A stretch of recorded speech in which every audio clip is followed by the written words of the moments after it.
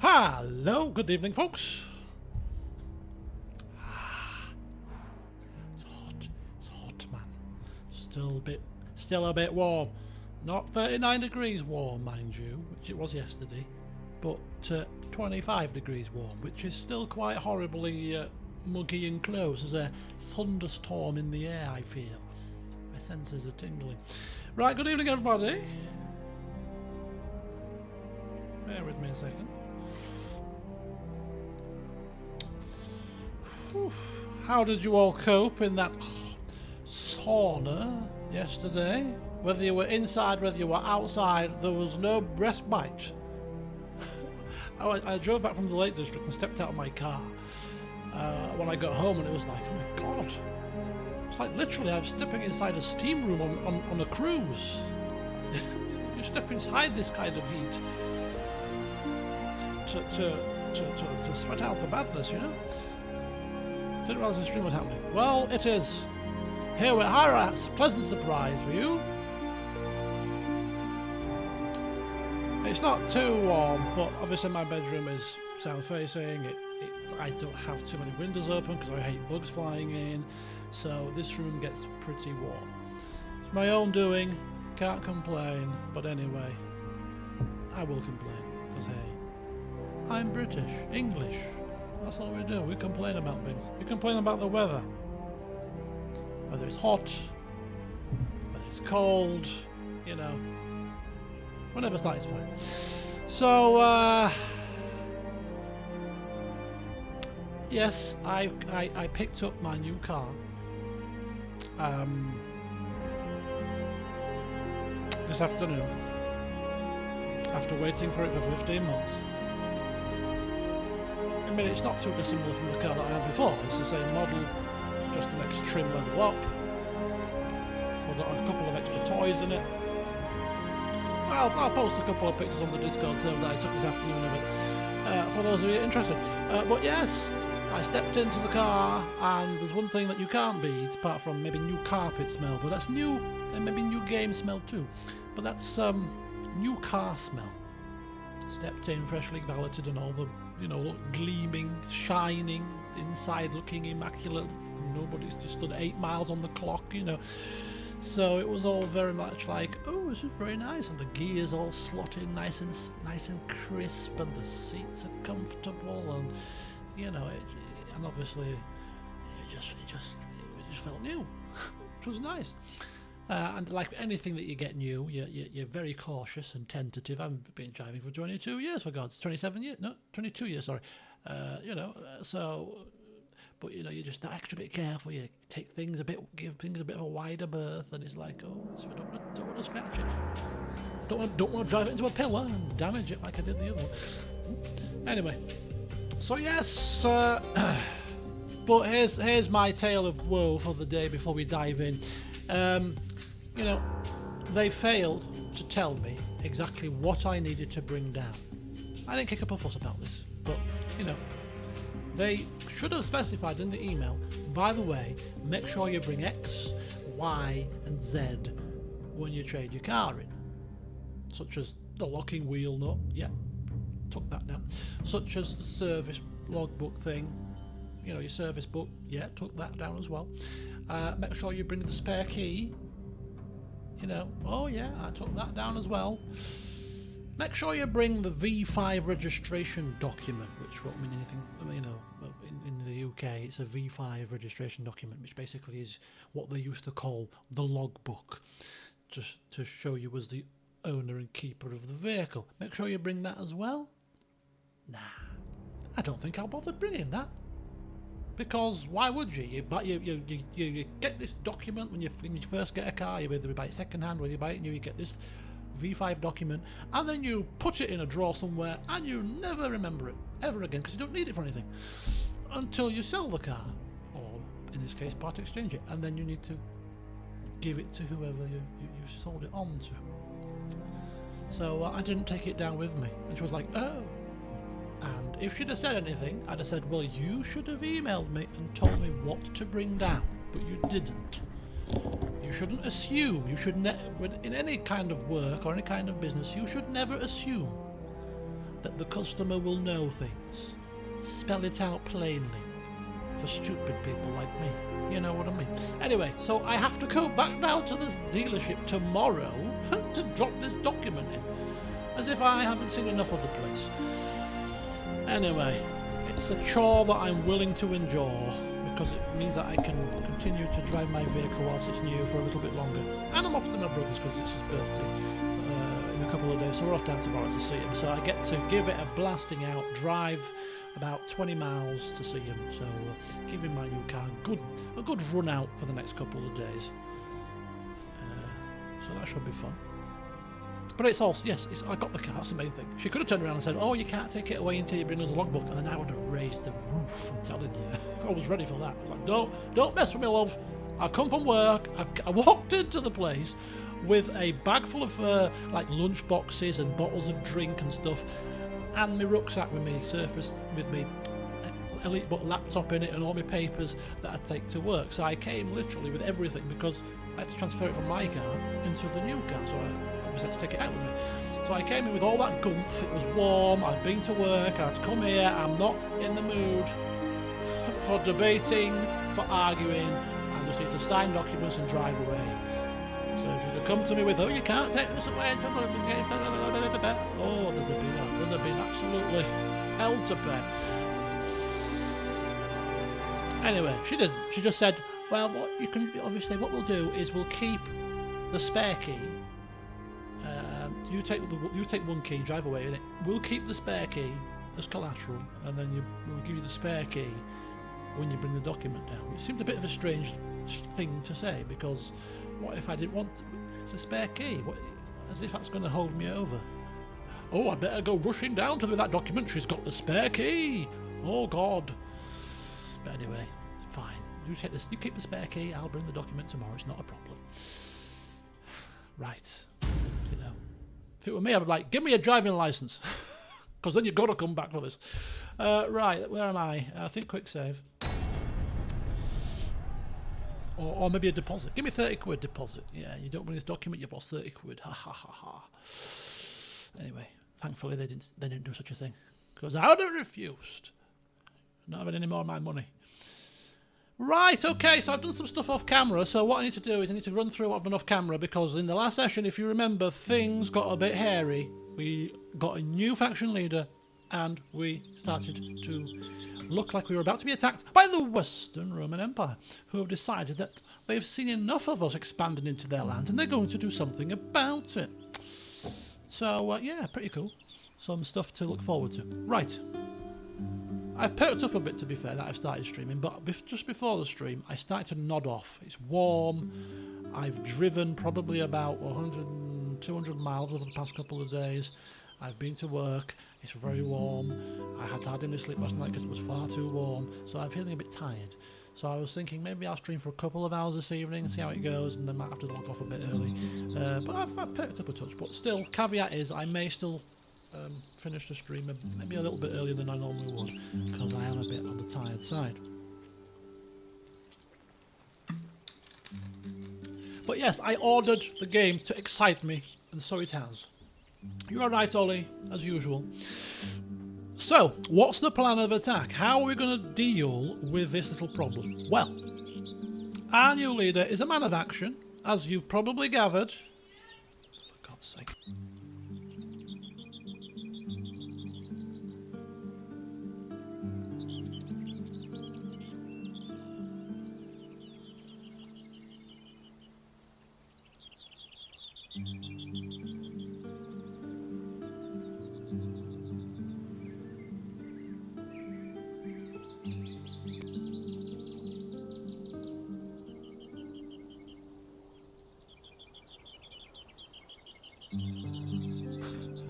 Oh, bless. There's me cursing. For God's sake.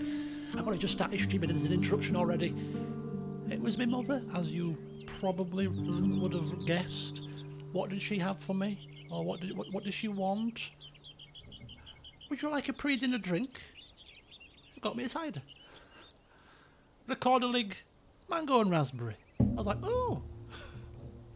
I now feel bad that I was cursing.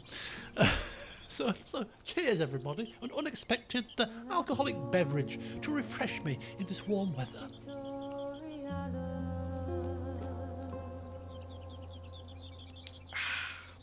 Delicious.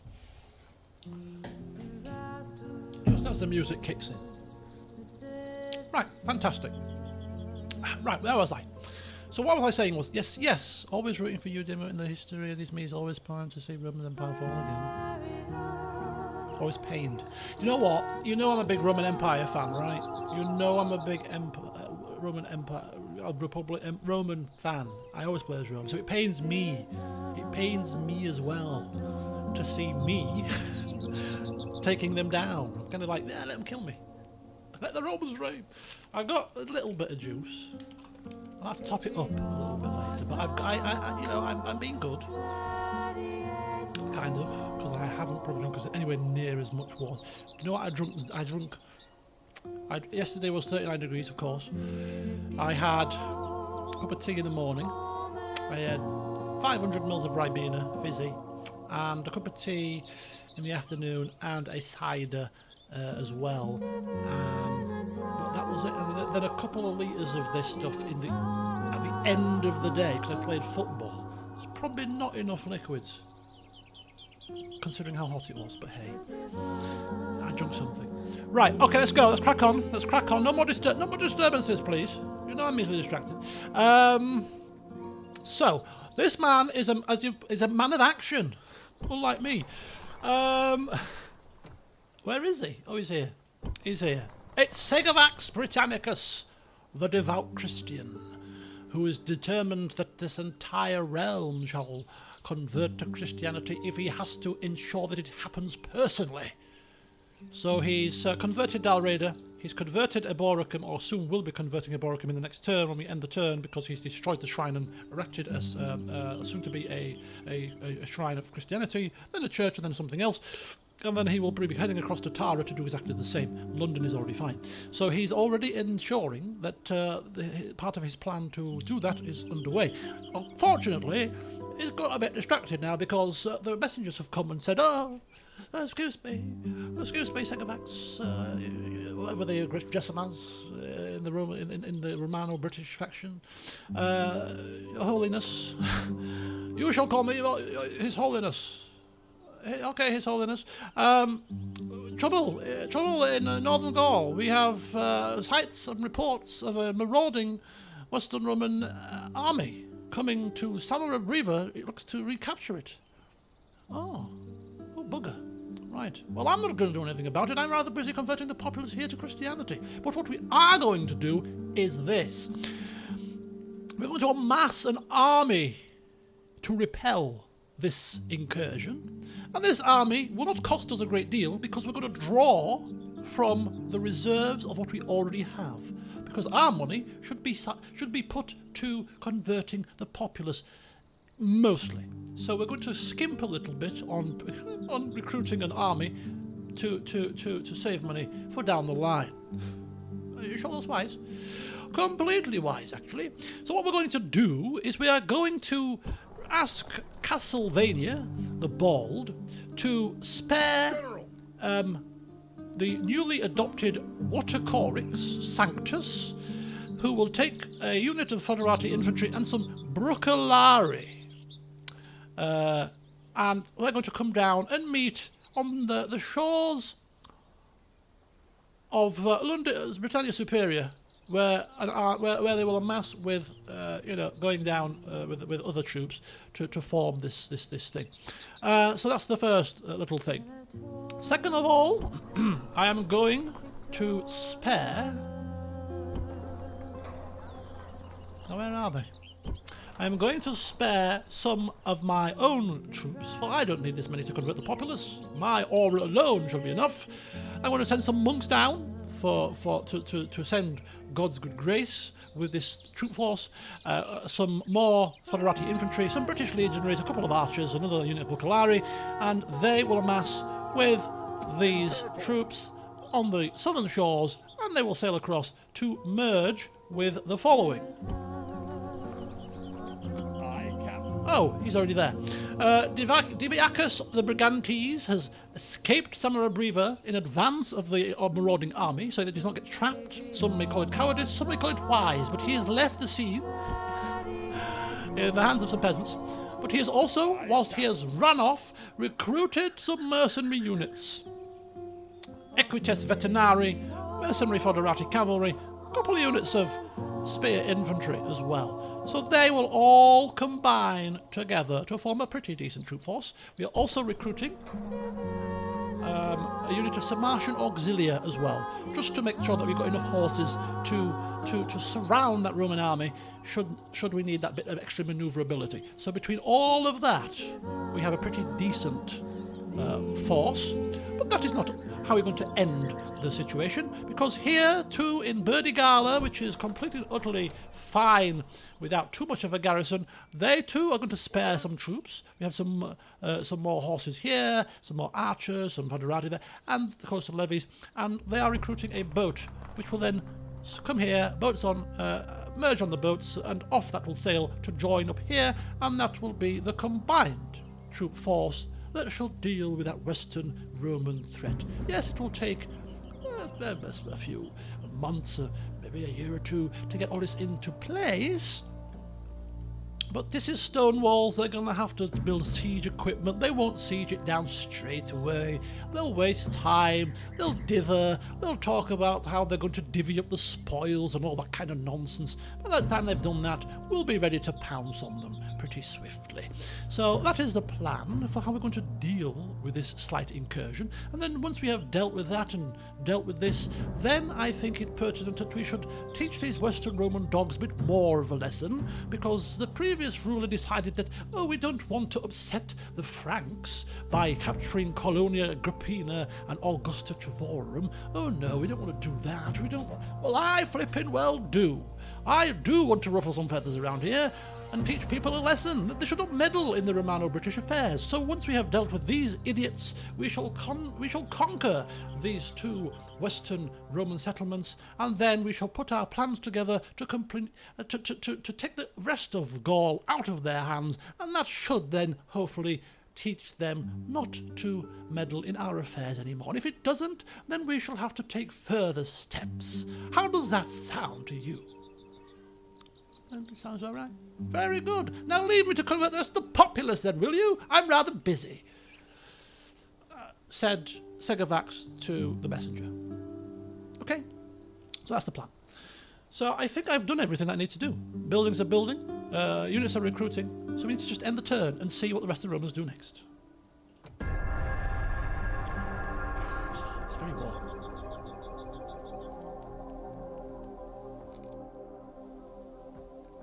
Maybe the Western Romans will turn around and not even attack us. Would it be too much to ask for them to turn around and not attack us? They get wind. Hang on, Segavax has a plan. Oh, damn. We thought we caught him unawares. The previous ruler died, somebody else took charge. We thought we pounced in the disarray.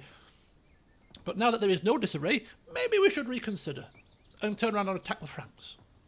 How about that, Western Roman army? Does that sound like a plan to you? I doubt it. I've never had this flavour before. Mango and raspberry, it's very nice. I don't usually drink anything other than rum.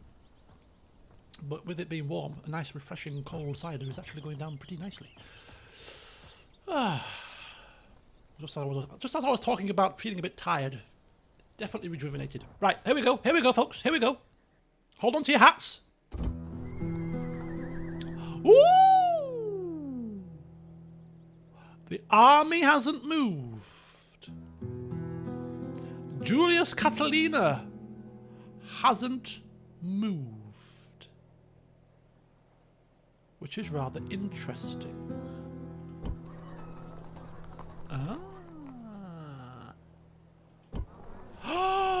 Castlevania has died! No! Castlevania, no! He's gone! More rebellion in Germany. Castlevania has died. Oh, poop. Poopy pants. What film is that from? Nonsense, Poopy Pants. It's a Jim Carrey film. Oh, it's pet detective, Ace Ventura, when nature calls. A worthy like when he's doing the chitty chitty bang bang. I think you better slow down. Nonsense, poopy pants. We're gonna crash. And then he does the old flipperoonie. Right, anyway, yes, Segavax. No, sorry, Castlevania Molmutius has passed away, which is a very sad time, but it just means that, well, the place will be lawless for a little while. We could turn him back. Because we do have a leader here to lead the forces. Do we need two? The reason why I wanted to was to actually just have the benefit of having two lots of Roman general cavalry in the army. No other reason than that. But are we happy with just two governors in Britannia? Segavax, are you happy with... Yes, I'm more than happy. Is he a devout Christian, this man? Not really. He's a gate breaker. Exactly, he breaks gates, he's commands man, he commands troops, he should be put to use. He's no use to me unless he can convert this populace very efficient. He doesn't seem to be a converting person, does he? No, so he shall go and do what he's Oh! What did somebody say? Let me read this word for word. Ollie, why amass an army when one will appear out of thin air soon enough? You mean like now? Sir! This very turn? Fuck's sake. Oh, sorry, for God's sake. This is Vindemorius of Cornwall has come to join the party. 2,592. Oh, God. I hate this. Is this going to happen forever? Because we should probably factor this into our decision making at this point. It's happened far too often. I mean, to be fair, it's a good time for this to happen because we needed the men. Kind of. Right. Orders? Oh, fine. Sir! Get your ass Forward! back in there. Shut your face. Peasants are recruiting. That's fine. Peasants there, normal tax rate, he's there, that's fine. You are coming on the boats, are dropping off. Leaving the army. We are merging with you, just so that we've got a bit of a handle on the makeup of this army. Too many monks, let's disband them. One set of monks, one set of coastal levies, one foderati, British legionary, Bucalari times 1, Sarmatian, 2 sets of Graal knights. Holy hell. Holy hell, we've just recruited a set of Sarmatian cavalry here. I want another unit of Bucalari. I want 3 units of Bucalari because they are pretty good with their missile fire. So 3 units of Bucalari. Another set of horses, another set of British Legion, and the Foderati. We'll leave the coastal levies at this point. I wanted some archers, but with the 3 Bucalari, maybe 1 set of archers. Get you down there. You're still fine in there. Yeah, plenty. Plenty of men, plenty. So that gives us 3 sets of Bucalari. We've got a set of archers here, and I believe a set of archers here. So that's 2 sets of archers. Infantry are plenty. 2 sets of Sarmatian cavalry. Ready to sail. 2 sets of mercenary cavalry. 2 sets of Graal knights. We've got 7 horses. 1, 2, 3, 4, 5, 6, 7, 8, 9. Ready 1, to sail. 2, 3, 4, 5. Orders? 6, 7, 8, 9. That's a full stack army. With lots of horses, bit of missile, lacking a little bit in the infantry department, but hey. As long as they hold fast and we pincer with our no doubt horse advantage, we're going to basically curl them up and have them scattering in fear. This is going to be rather nice. So that's it. Orders? That combined with that, combined with that. Ready to sail. Oh, hang on. General. Have I counted them? No. Sir. 1, 2, 3, 4, 5, 6, 7, 8, 9. Ready 1, to 2, sail. 3, 4, 5, Orders? 6, 7, 8, 9. Oh yes, I've not counted them. Orders? We might not need these. sail there, Captain. Yes, Captain. Oh shoot. Oh balderdash. Okay, we're fine. Aye, We've got Captain. more ships. Prepare to engage. Go away! Woohoo! Out of my way, scumbag! I'm bringing needed troops to the battle. The sea is ours. Sea is ours. Be hearties. Right, we're off. Path blocked. Okay, very good. Right, you'll probably be telling me some useful stuff. I'm not looking at the chat right now. I'm engaged, engrossed in this exciting time that we have before us. But we do need to capture some more settlements, though, because that turn income was just shot right down, unfortunately. Hello, Katie, you're not welcome. Do you wish that it was that snowy in the UK at the moment? No. As I've said before, I do prefer warmth to cold. I know, I mean, warm. There's warm and there's too warm. I think it was a bit too warm yesterday, but today it's quite a nice, mildly warm. Still a bit sweaty, but I hate being cold. I hate it with a passion. It's probably my dad's Jamaican blood in me, you know, used to that warm climate. I'm not a big cold fan. Send him into the meat grinder. And at least they're not bald. You know what? He's not bald. He's got hair. And have we seen this man's traits? Let's take a look at him. He's a good ambusher. And he's Christian. Well, it shouldn't be a surprise he's Christian, should it? Right, let us do our building work for now and see where that leaves us in terms of the treasury. Everything is built there. That's fine. Tara, I believe everything is built in Tara, just recruiting a peasant to help with public order. We don't want any of these other buildings. We're not interested in any other buildings right now other than infrastructure, because that allows more Christianity to spread, because we can, you know, build the churches and things. But other than that, we're not overly concerned with anything else. Right, let's have a look here. So here we need obviously we need a Christian chapel. Christian shrine, Christian chapel. And then we will need a Christian church. Before any roads, before any sanitation, before any markets, before any walls, we need all of the correct religious buildings here. Because this place can only be described as a shambles when it comes to things religious. Absolute shambles. There's still 30% paganism in this place. I don't know how it's calculated that. It's probably just guesstimated. Let me see. I detect 30% paganism. That is not good enough. My paganometer. My paganometer has just plucked this number out of thin air. How's he doing? Dislikes pagan ways, conversion by the sword, that's great. Firm personality, faction leader. He's still a very moral man though, so you know, we're not going to be burning, we're not going to be doing anything too out there, but still, perhaps he might go a bit OTT with Christianity, you know, burning pagans at the stake and all that, but apart from that, he's very just and fair, yes. Steal those goods, we'll just simply chop a few fingers off. Very nice and just, but if you even utter a word to the wrong god, I'll burn you alive! How about that? Sounds like a good deal to me. Right, Britannia Superior.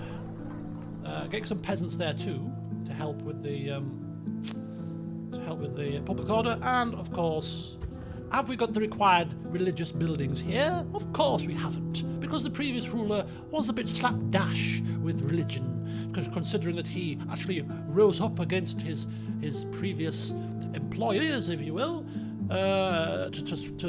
Because he was a man of Christianity, and they outcast him from Londinium, and he came back with an army to show him what for. You would think a man that had that kind of standing and that kind of outlook would have actually prioritised Christianity a bit more than he did. Let's put a church there, please. Thank you very much.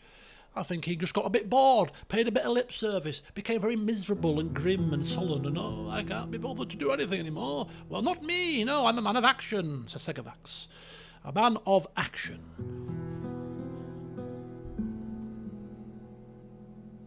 How's of you to build these churches full of wealth for the Viking raiders to plunder? Oh, ye have little faith.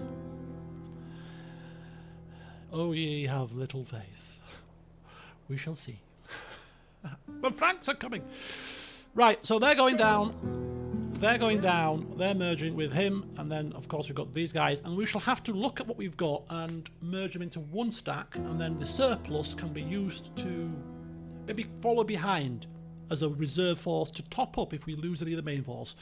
That is what we shall do. Waste not, want not, in terms of the troops. Samurai Brever is looking pretty shambolic right now. We did cancel the building of the farms because we did think that they were going to take it. So I thought, why spend money on something that they're going to take? So I cancelled it to pocket the money that we got refunded, and now they've paused. So I'm like, what do? Do we build something here? Do we not build something here?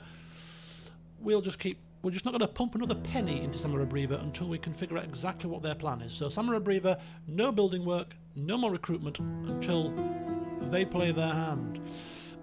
Meanwhile, Avaricum, doing fine. Doing fine. Getting their palace. Verdigala, doing far too fine. People are rejoicing in the streets. Hey, we love it here. Oh, you love it, do you? Well, pay a bit more money. This is not free entertainment. Oh, that'll teach you to be so happy. Don't worry, your time's coming too. Paganism. Blah. Right, building work is done. Recruitment and movements have been done. This guy was trying to find...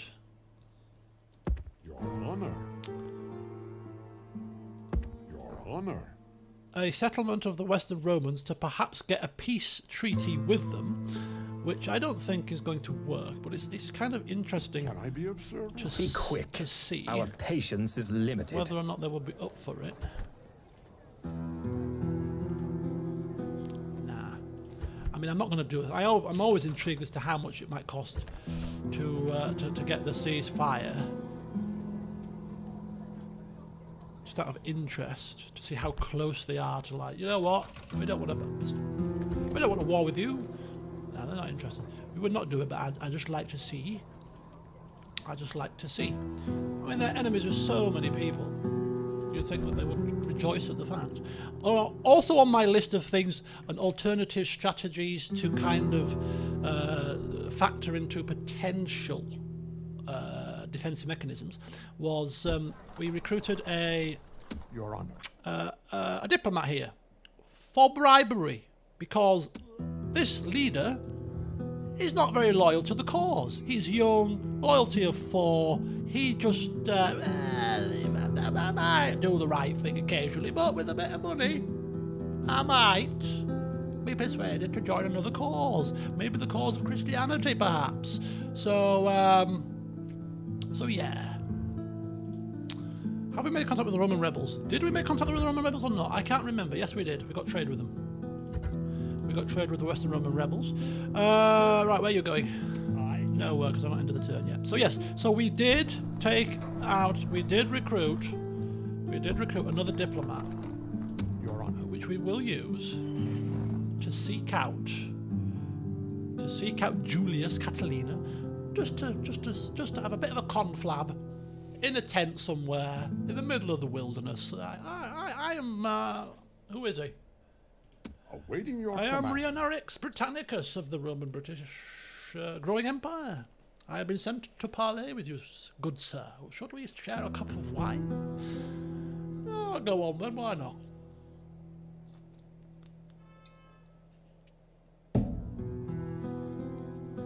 My opening question to you, very gassy. Is cider? Oh God. This one probably don't have with rum. Holy hell. Ooh. That's very unpleasant. Oh, hellfire. Right. Okay, I'll get there eventually. Excuse me. That was really bad. Right, perhaps I should stop drinking. Orders. So yes, we shall chance a bit of bribery there, see how much it costs for him to be persuaded to join the true cause. And also in Avaricum, we are also skirting with the idea, once we have finished this is the only place that we can recruit our most elite infantry troops that we can recruit the British legionaries. So I was considering getting some of these British legionaries on the go as well. But seeing as we've just been handed a half-stack army for free, including those awesome Growl Knights, I'll hang fire on recruiting any British legionaries for now. We can't flip and afford it. So that is everything, other than having a quick look at what's going on further afield. Apparently, Germanica, whatever the hell the place is called nowadays, is in a bit of uproar.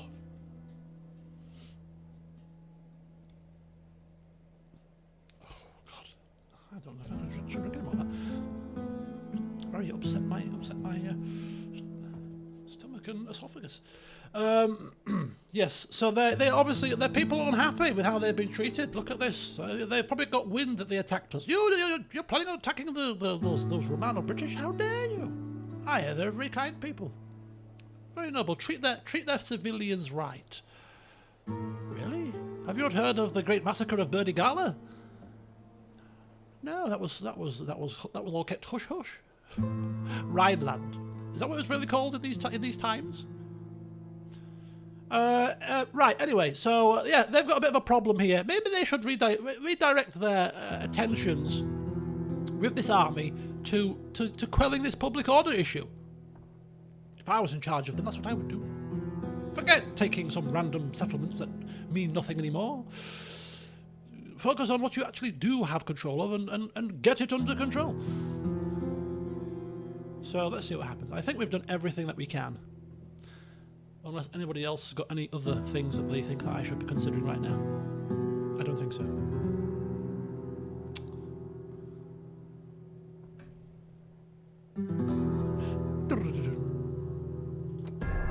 A perfect time to end the turn. Right, Franks, go attack the Western Romans. Distract them for me. No?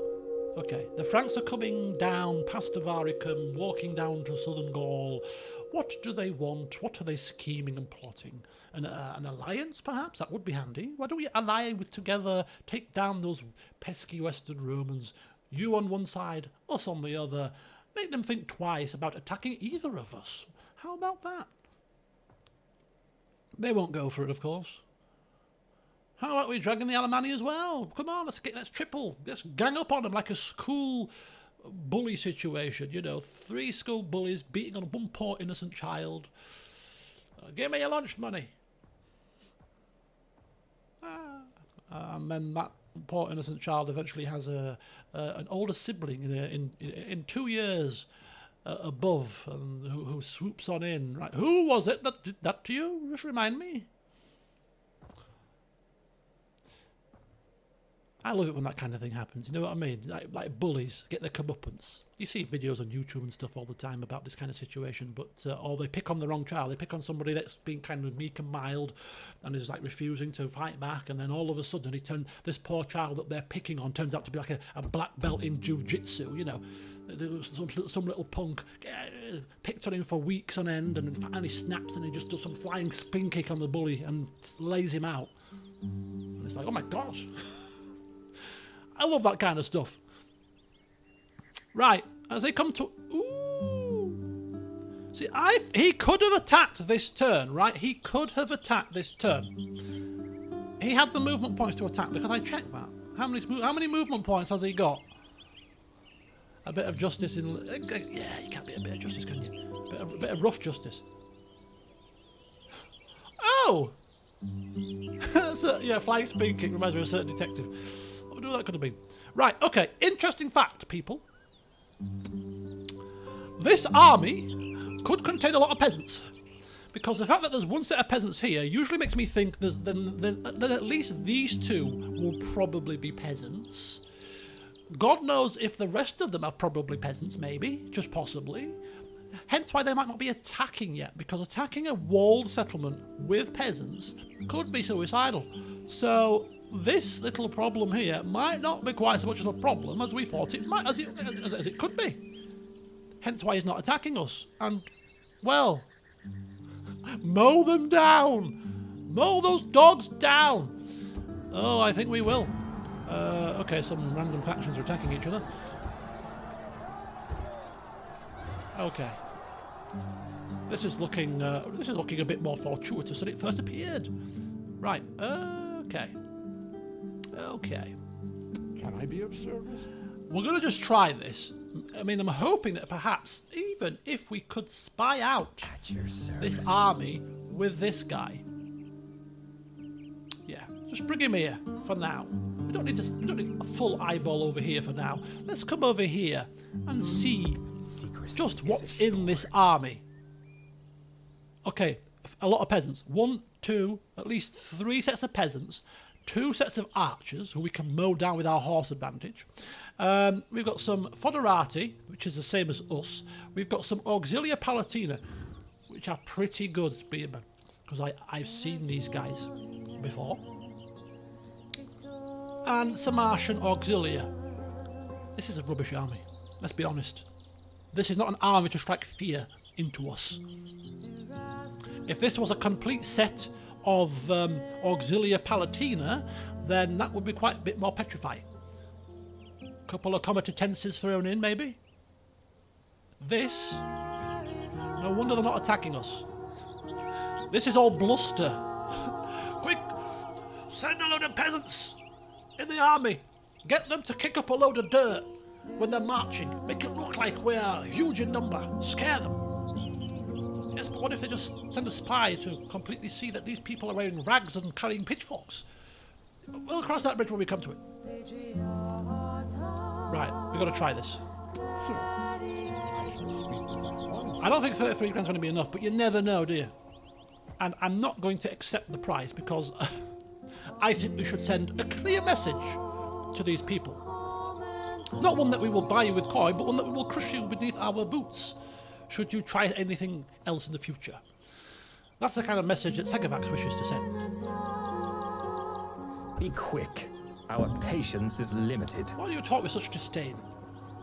Come, this is just a sit down in the woods, surely. How about it? If we may have a private word. I thought so. Cheap and cheerful. Cheers.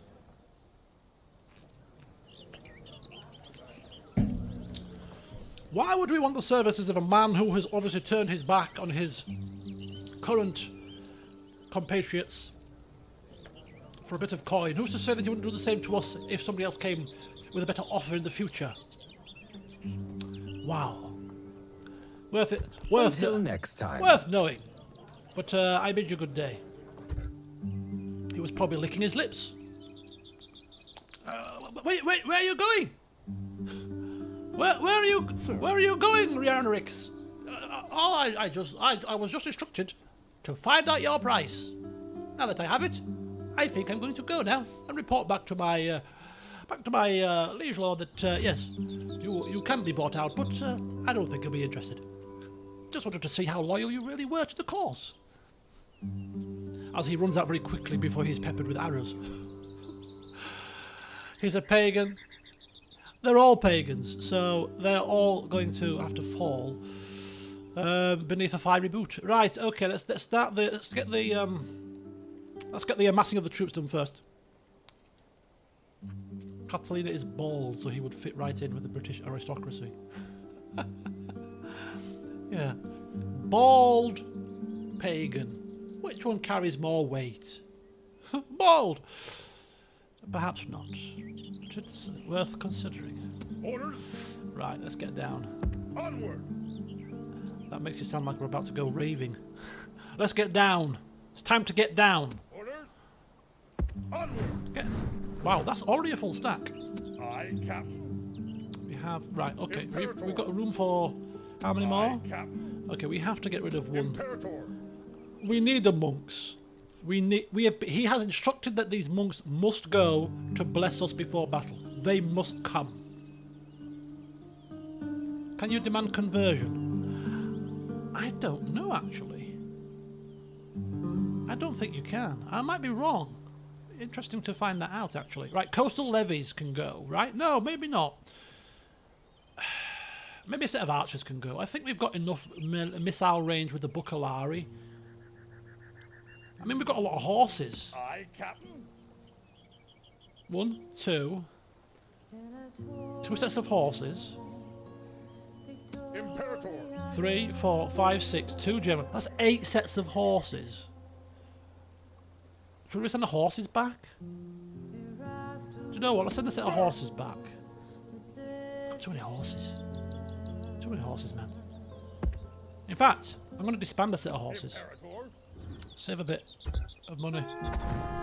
Don't need that many horses. Right, okay, so we've got room for 4. Aye, Captain. That's actually 5. I'm miscounting, aren't I? That's 4. Aye, That's Captain. 5.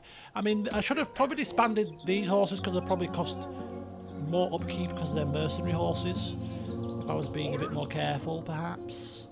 Well, about the same. Aye, Captain. Sir.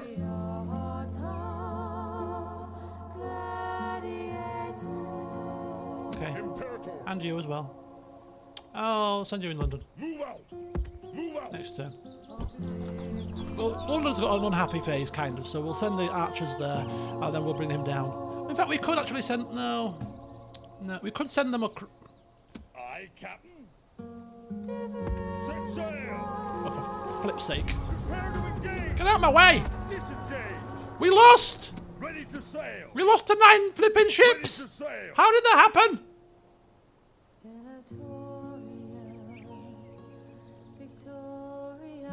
You imbecile! Ready to sail. Right.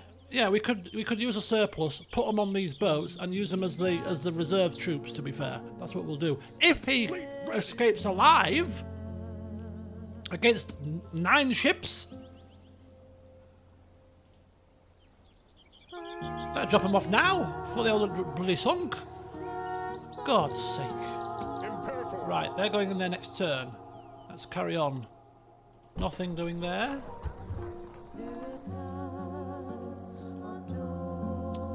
Nothing doing there. Everything just nice and silky smooth. Everything going fine there. They're getting some more arch. No, they're not. Change of plan, but they're fine.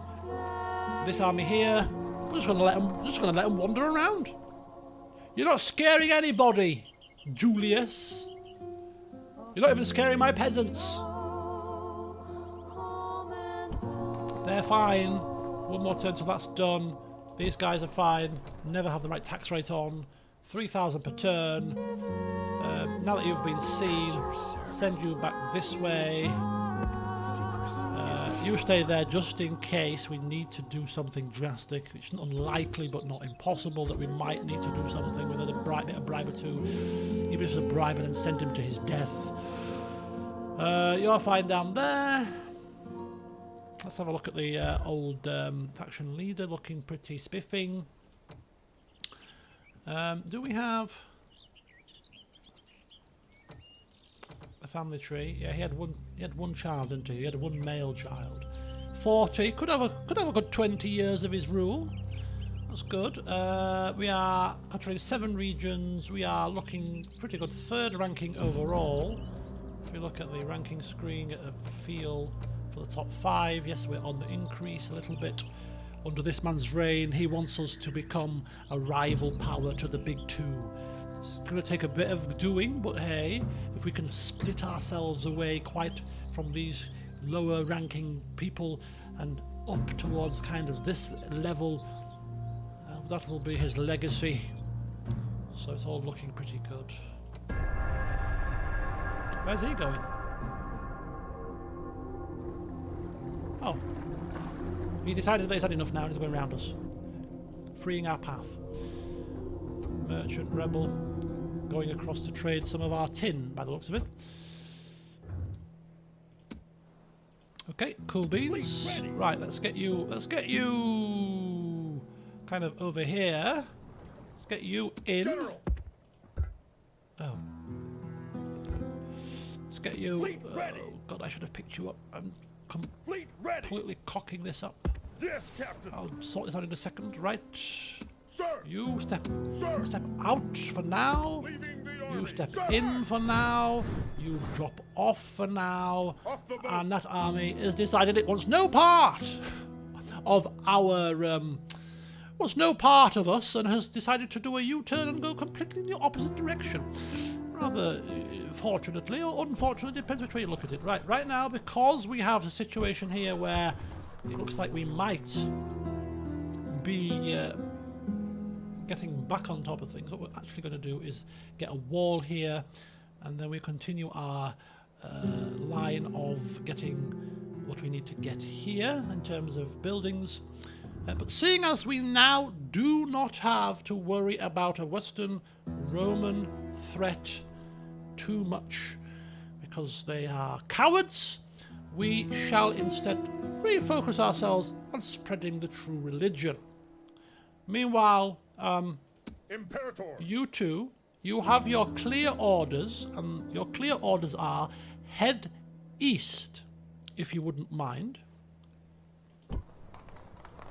Must keep a close eye on this situation, because if they decide to mobilize, they've got a decent force there.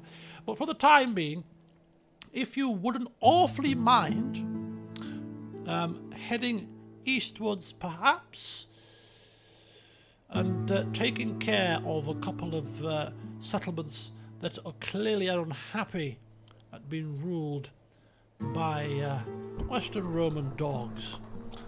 And then what we couldn't what we could do is we could just leave the settlements to their own devices. Maybe they'll rebel, leave them, maybe the Franks would take them over. But there is an army there that could recapture them. I think what we should do first is we should hunt this army down. At your service. Moving. That place is in revolt as well. Plan of attack. Right, this too is fine. Right. Boracum gets another religious building, because why not? Londinium, still building. Bribery. Yeah. More peasants required. Clearly here, because this place is beginning to get a bit lawless. That's fine. Fine.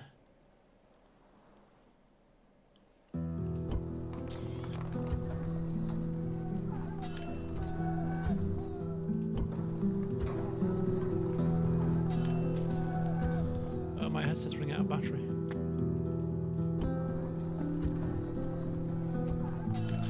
We are going to recruit another spy. It can wait a couple of turns until we have the peasants that we need to regain the populace here. Well, this spy is going to head down here. I'm not comfortable having this in the dark. I want full vision on southern Gaul. So we'll send a spy down there. We want full sight on what the hell is happening down there. And these two settlements need building, so whatever shall we build in these two places. This place is a huge city, by the way. Very huge. Markets and roads for now. Until we convert this populace, we shall continue to increase our infrastructure. Likewise here. You shall do the same. They think they're getting away with it, these pagans, but they will soon suffer. We'll go for that first. That brings in more money than a market. So we'll do that first. Okay. Building work is done.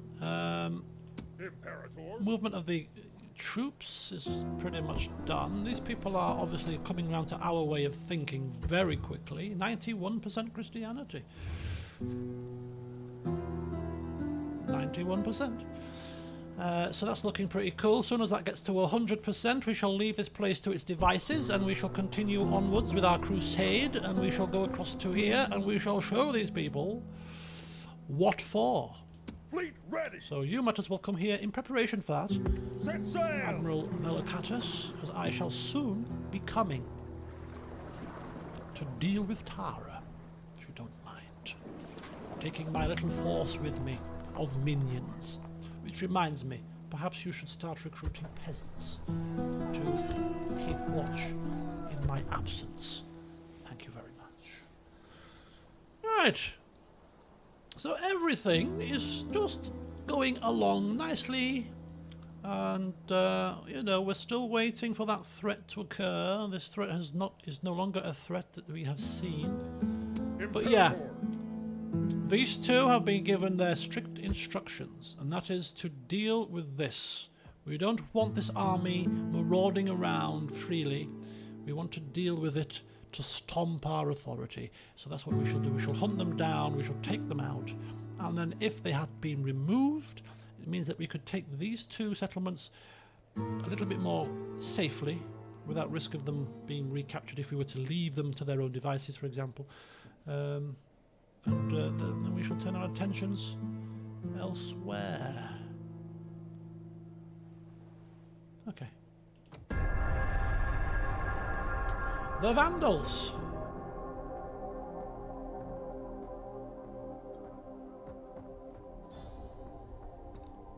I hear the sound of sieging. Do I have to be concerned? Of course not. They're miles away from us.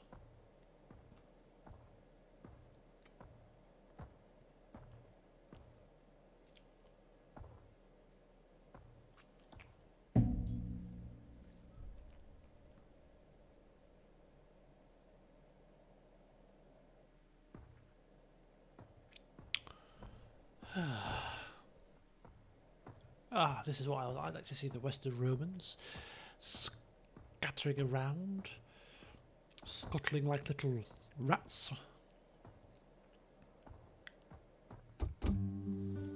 And this army continues to stay still. Perfect. Perfect, I say. Fleet ready! Yes, Captain! Okay, there's no Christianity here for my liking, so we shall now remove ourselves. Imperator, My force, my conversion force. Ooh. Okay.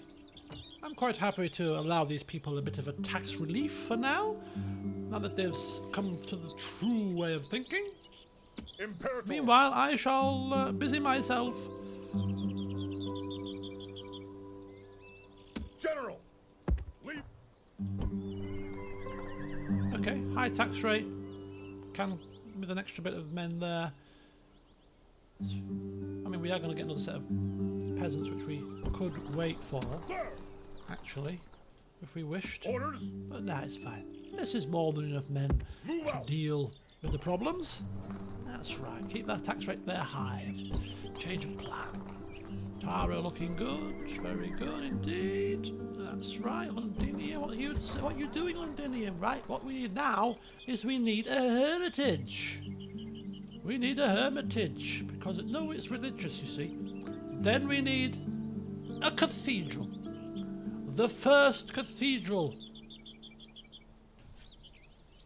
in our lands, maybe even in the entire world. This great building. Oh, it shall be a marvel. It shall be a complete marvel. Aye, aye, Captain! Orders! It will be a place of pilgrimage. Leaving the army! I'm thinking, actually, that taking Imperator! some of these guys into here could be useful.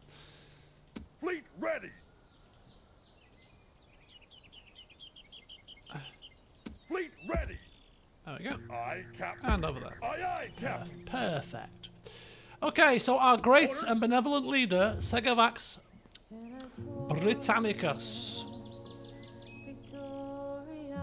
is now also a pious man. I almost feel like this should have come far sooner than it did. But a man he tries hard to live by the Christian code of ethics. You think? You know, given all of this, you know, hear the word of the Lord, I convert you by sword, I hate pagans. Now the game decides he's pious. Well, thank you. It's good to know my piety has been noted. Right, so this pious ruler of ours is going to go on the boats, go across to Tara and convert the place. And then once he's dealt with Tara, this is where the fun really will start, because he's then going to start to spread the faith to the mainland. He shall take these ships, he shall sail down, and he shall start with Bribery and convert that place, which will be very tricky, because as you will see from the conversion, the place is surrounded by paganism. So the 20% bonus to neighbouring regions alone is quite stifling. So to overcome that, he's going to have to do some of the Lord's work. But he will do it. This man likes a challenge. A youth pastor rap group. Okay, so he's off across. Finish off the conversion of the Britannia to Christianity, and then we shall see what happens next in this Christian saga. Everything else is fine here. Ticking over, fine there, fine there. Not fine here, never is fine. Getting there, Bertigala, they're building, some are a breather. Needs a breather. Right, let's go. Move out. We are coming. Imperator. The Crusaders are coming. March. Hear me, hear me. Orders. I bring news, says this Christian man. Vindo for short. And this aged man, a gourmet of life. He likes to find the things in life, which is kind of strange because he hasn't really settled anywhere for too long to enjoy anything. But anyway, we're going to go and we're going to take Colonia Agrippina first. Take these guys down, take that first, and then we're going to assess just how difficult it is to take this land. And because these people are pagan, would our just ruler, it's not, what's he called? Firm personal morality, would he show such mercy to these people who are clearly pagan than the previous ruler did? He would not execute the populace. But this man, he forces conversion by the sword. And this place is full of pagans who will be causing a rumpus and will need to be taught a lesson. So I think executing them should be perfectly fine. Should hopefully instill better conversion for the remaining people who will see that we are meaning business. We're not here to mess about. We're to be taken seriously. Will we say, bow down to me, to the one true God, the only God, of course. Get Agrippina. Get Agrippina. Right, so that's done. Everything else is done. Building work is done. Our treasury is slightly dwindling because of the upkeep increase. Those Graal Knights alone are probably causing the problem. Orders. With their great whopping 358 upkeep. Because there's only 64 of them. Actually, it's not that bad. It's actually the recruitment of them that is extortionate. The actual upkeep of them isn't that bad.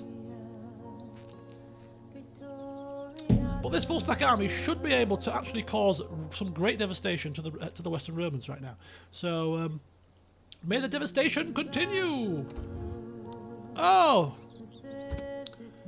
well, what do you want me to do? I'm in a dead end here. This is a Western Roman Empire stronghold, Iberia.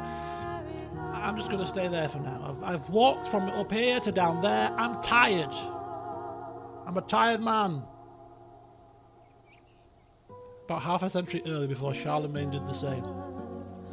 We're trailblazers. We're trailblazers, man.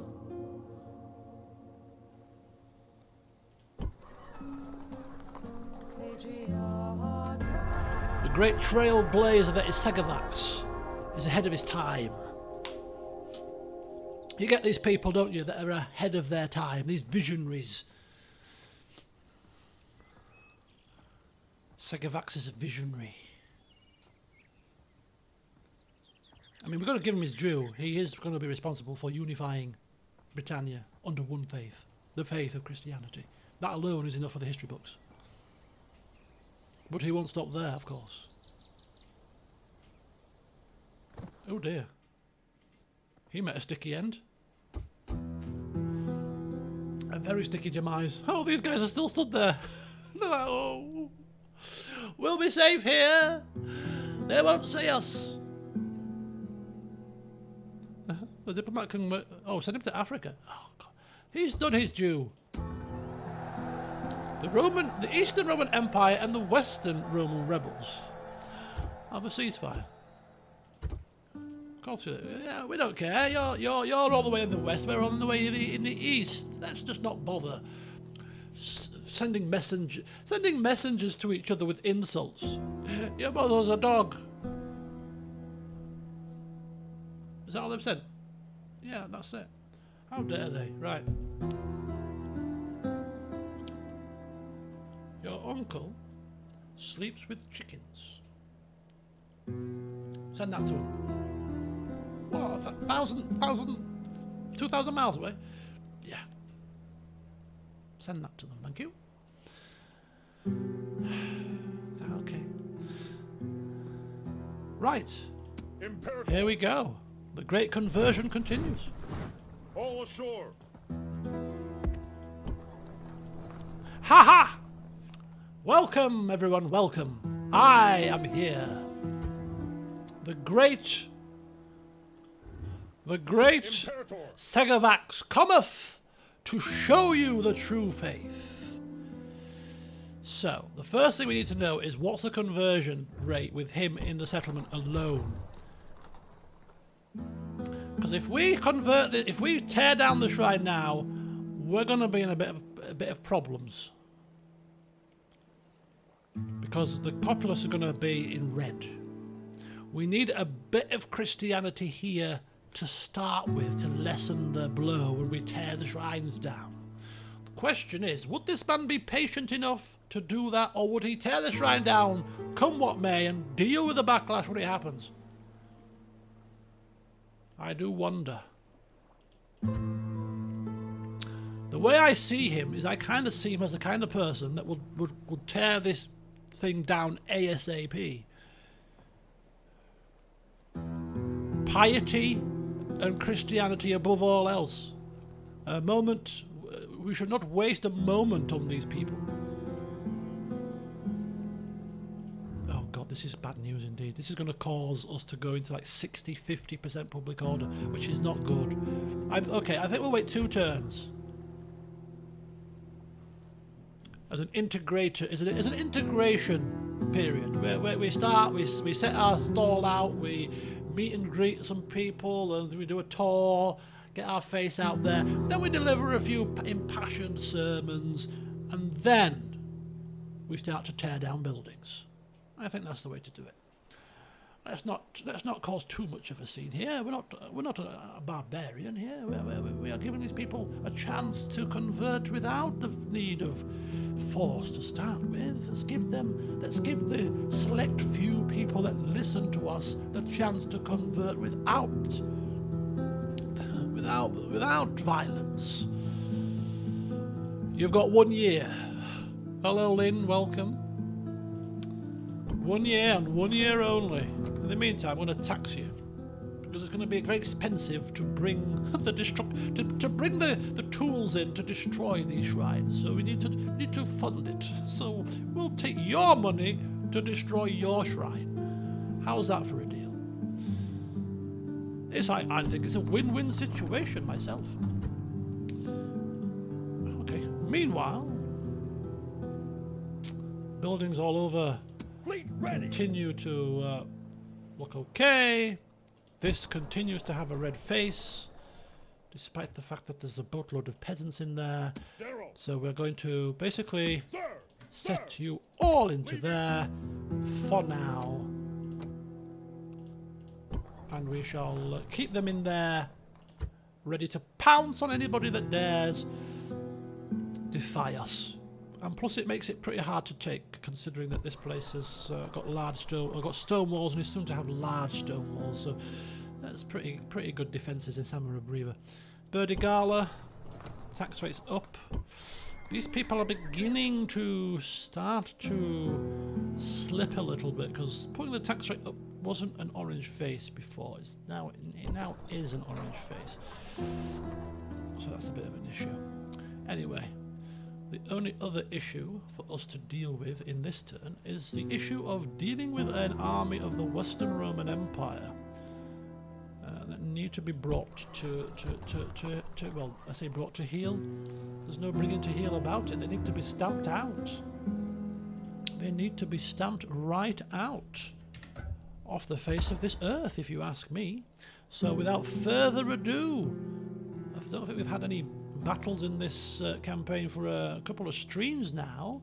General. It's not going to be exactly the most tactical affairs. We're facing a bunch of peasants, really, and a couple of stragglers. In fact, this army will more than likely run into the settlement should we attack them now, so this could be a bit of a pain. I don't fancy taking them on in a settlement. Oh, he stood fast!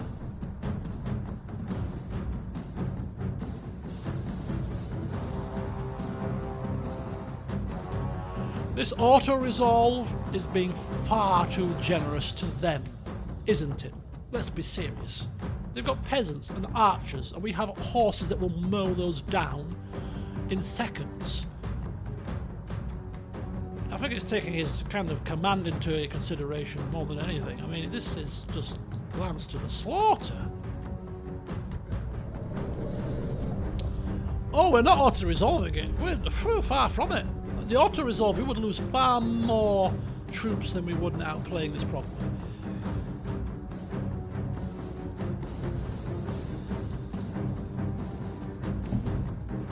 I did not like those odds at Now, all. you're probably wondering about this evening's entertainment. There's enough wine in camp to float a boat. It's all yours when they're dead. Oh yes, and the camp women will be suitably appreciative, too. Omens are for the weak and silly. We are neither, and so look to our own strength to preserve us. Onwards! This man's a comedian. I like him. Draw strength from this fact. The enemy are so loathed that no ally can be found to support them. You are one of the largest armies our people have ever sent to war. Take comfort in this, but know that it is also a burden. We are a mighty force, but mighty deeds are expected. So have no fear. Your deeds will live forever. That's a bit of an over-exaggeration. We're taking care of a few peasants. But I like the man's gusto. A touch of comedic They have effect. been brought to the battlefield by muling infants instead of leaders. We outnumber them by a small margin. From such small beginnings are great victories crafted. They may take the high ground, but that will not be enough to save them. I fought and lost against these men, but it is not something that will happen again. Today, I take my revenge. Today, you taste the fruits of victory. When did we lose to them? Did we lose to them? Now, you know I have a reputation for cunning in battle. I do not intend this to be a fair fight. I am going to fall upon them without warning. I will strike at their weakest points. This won't be a battle. It'll be a kick up the toga. How have I had this before? A kick up the toga. No, he wasn't on the ships. There was no general on the ships. Today, the carrion birds feast, but they will feast upon our enemies. Not finished. Not on good Roman flesh. British. Roman British flesh. Sorry to interrupt you, sir. Have you finished now? This has been like the... That's a pretty good speech. You dogs! Say the monks. You dogs! We can't blaspheme, we're holy. You dogs!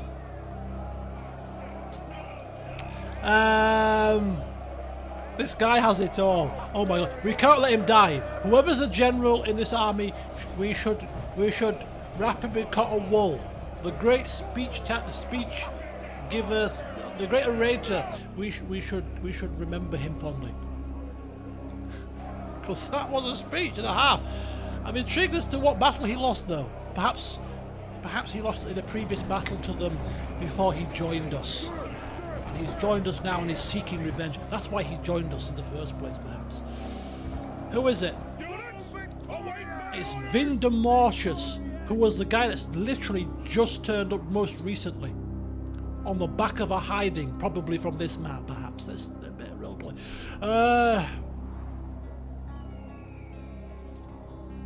Isn't there a mechanic where the general gains traits if you listen to the speeches and he loses skill if you skip them? Well, that's kind of cool. Skip the speeches and he's like, oh, this general's crap. He's boring. Rubbish speeches. He needs to talk to us about kicking people up the toga a bit more. You know what I mean? Less about the boring stuff.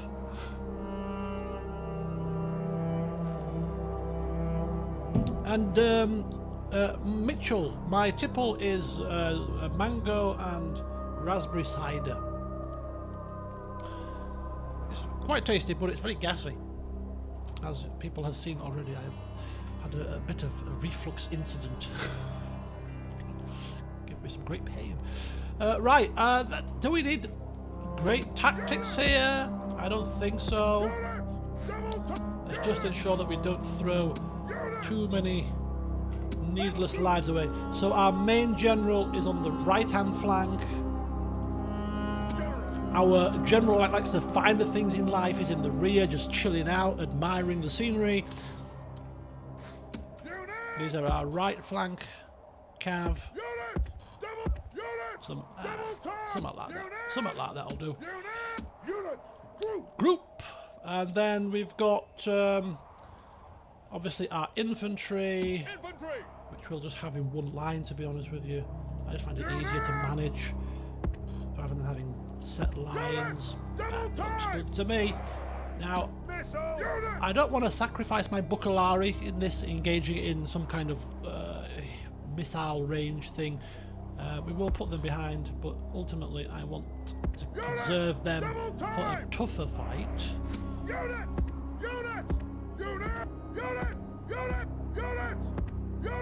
at that. The monks will be shouting and screaming from the rear. God save you all! God, in Latin, of course. God save you! Godspeed! Go with God! And all that kind of stuff.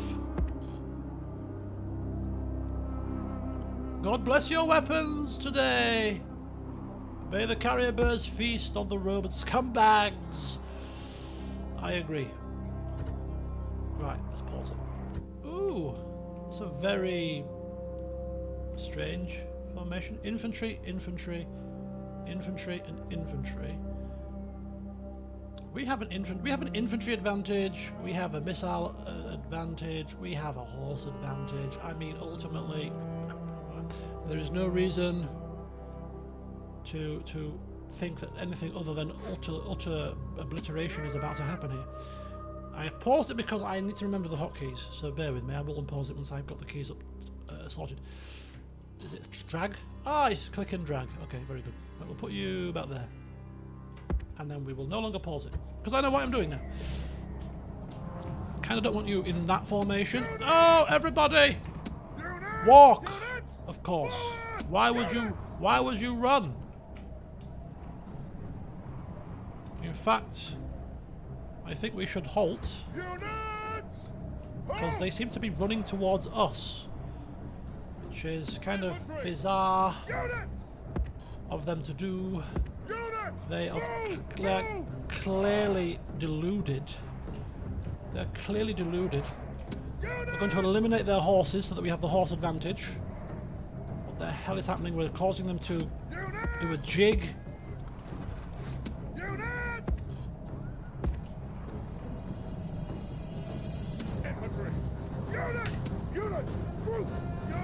Guard formation, guard position. Okay, it's fine. It's fine. General, where are you going? Get your backside back quickly, man! What are you trying to do? Envelop them! Envelop them! Envelop them in numbers! Envelop! Go, peasants!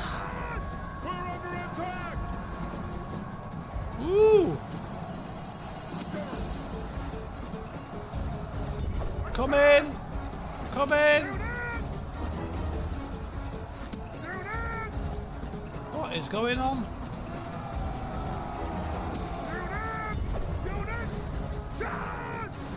This horse flank is suffering a little bit here.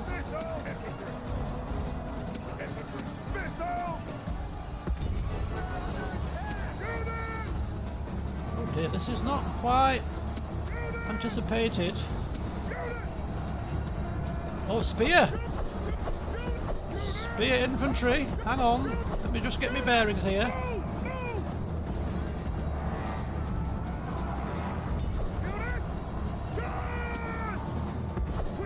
Bit rusty here, this is going not anywhere near as smoothly as I would have hoped, to be quite honest with you.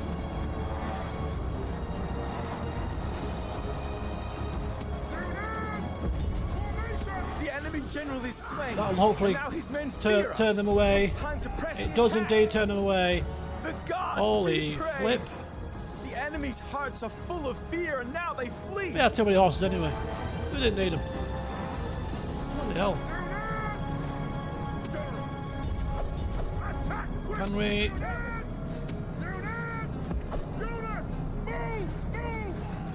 I'm bloody sweating here.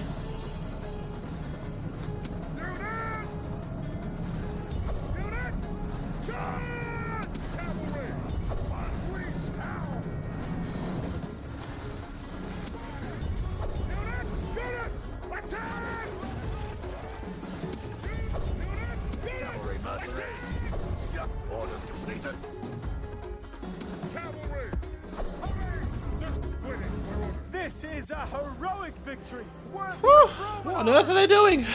How many men did we lose? We lost 200, about 250. Jeez.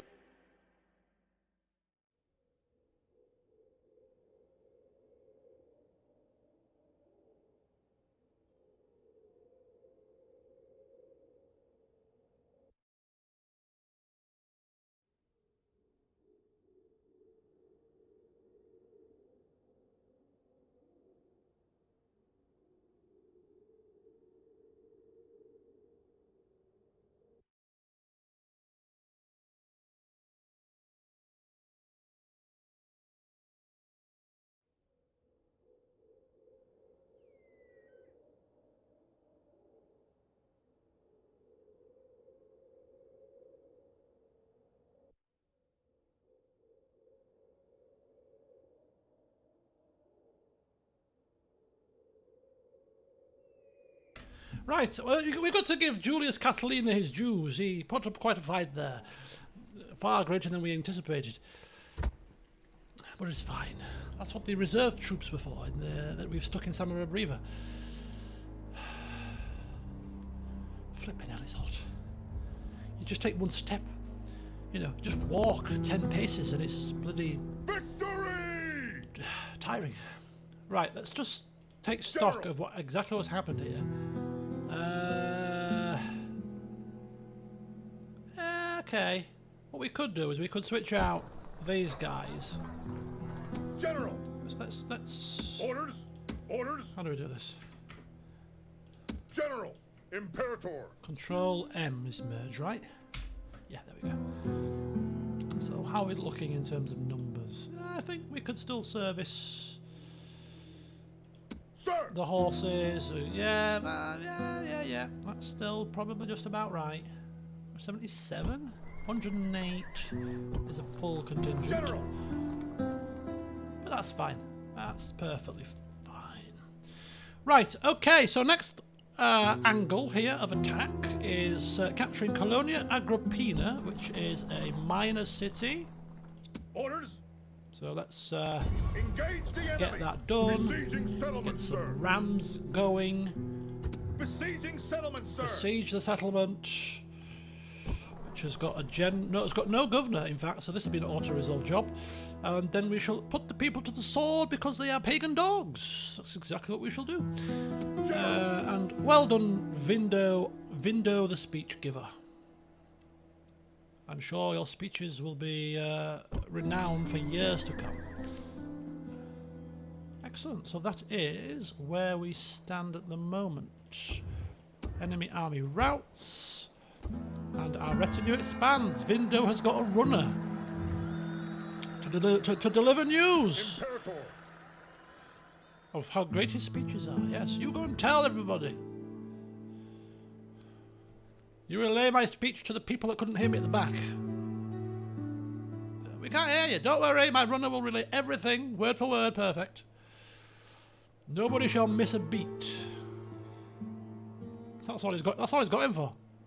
Shout commands and relay orders. No, relay my words of encouragement and humour to the people. Thank you. Right, perfect. I think that's everything, right? So let's see how much Christianity we get at the end of the term. Diplomats that are inactive. That's very true. Can I be of service? I'm going to keep one diplomat up here in case the Franks get a bit frisky.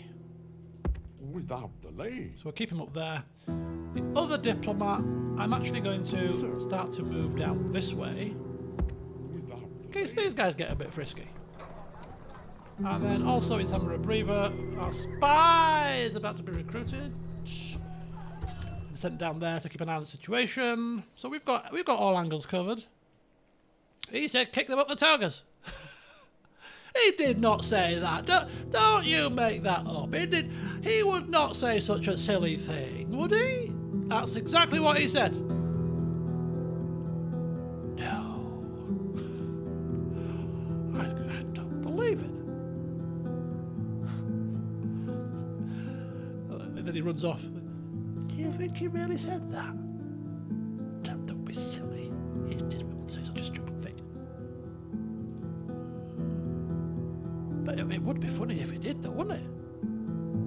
It would be, yeah, but he looks too serious to say that. Oh well.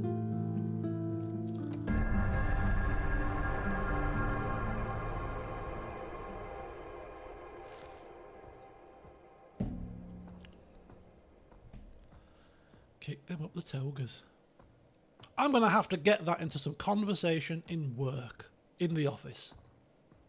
I'm going to have to get that. Do you know, we've all played that game, Microsoft Teams, virtual meetings, or whatever. You kind of have a bit of a to-do, with a friend or colleagues, like, right, you've got to get this word or this phrase into the meeting somehow,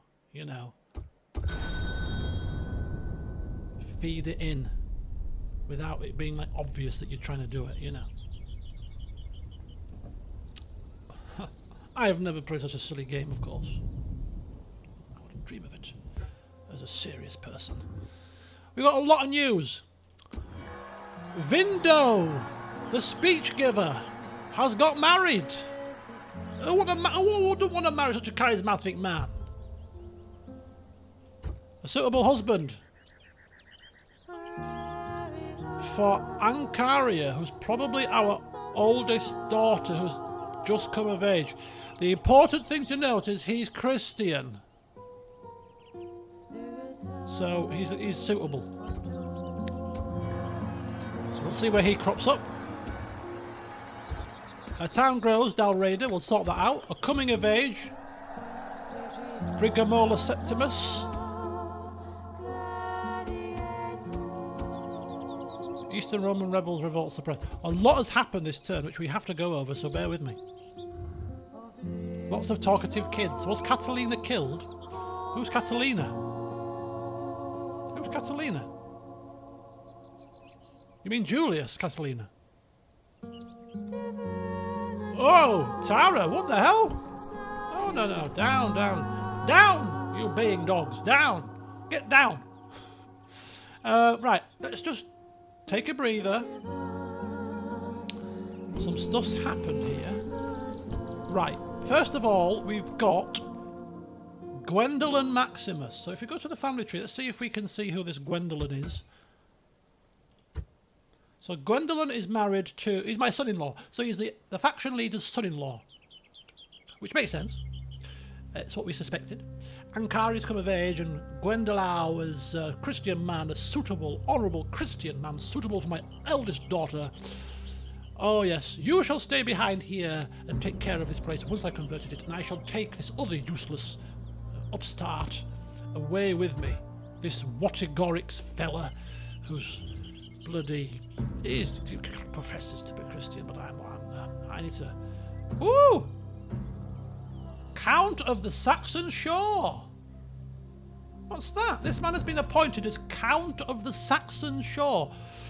Well, he better go and take a look at being Governor of Britannia Inferior then, because that's where the flipping Saxon Shore is, isn't it? Saxon's kind of this way, shoreline here, maybe? Hello, Pete, welcome. We'll ship him back. We'll ship him across to Eboracum, where he will rule as the Count of the Saxon Shore. Perfect. Perhaps we bestow that honour upon him as a way to get rid of him from here. I don't know. Somebody's given him that. It's escaped my gaze. This man is stern. This looks good enough to me. Right, how much Christianity? 15% in one turn. One more turn, and then we're destroying the shrines. Oh yes. Oh yes indeed. So that's fine. Right, there was also another family member who potentially came of age. It was a Septimus. Brigamagulus Septimus. He was the eldest child of our founding father, whose name is Motius. Name escaped me. He is Motius's eldest son. Southeast England and northern France. Oh, so it's down this way. Well, he can't be governor of Londinium because Motius's son is governor of Londinium. Careful with money, Christian and positive. And he's got hair, which is good. So we'll leave him as governor down here. He's Christian. He's the son of the founding father. We'll show him some respect. Yeah. We'll stick Watigorix in. Why talk about it? Yes, Captain. Vamos, go, All ashore. and all that kind of jazz. Get yourself there now. Aye, Captain. So he goes across as Count of the Saxon Shore to Eboracum, where he will stand fast. And yeah, we continue to make sure these people convert to Christianity. Dalreda has just upgraded to a larger city, so we'll put the building in there. That's fine. Right, Eboracum, Count of the Saxon Shore cometh. Therefore, we need to sort you out with something of befitting, which is a hermitage. Of course, more Christianity and more religious buildings. Thank you very much. Meanwhile, down there, everything is fine and building is fine. Britannia is thriving. Very nicely indeed. Britannia is thriving beautifully. Samara Breva, everything here is honky-dory too. Building fine. Eboracum, building not so fine. So let's get some roads whilst we're here. Link up with our neighbours. Burdigala. Let's see what's happening here. Let's get a market for now. Okay, very good.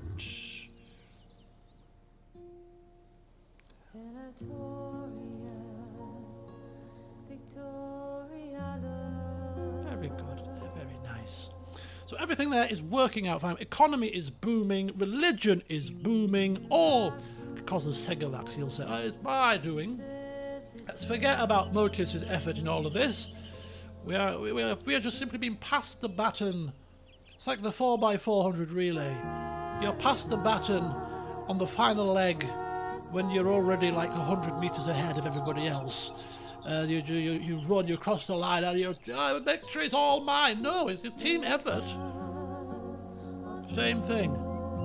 Segavax, you're just carrying on Motius's good work. Don't get above your station. I wouldn't do that. He's a fair man. He's a modest man. Pious man.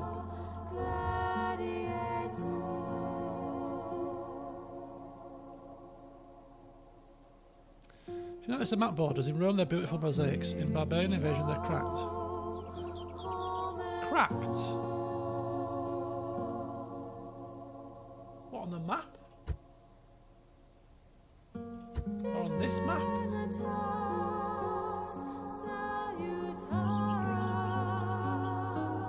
Anyway, whilst you are explaining what you mean by that, I'm going to take another settlement.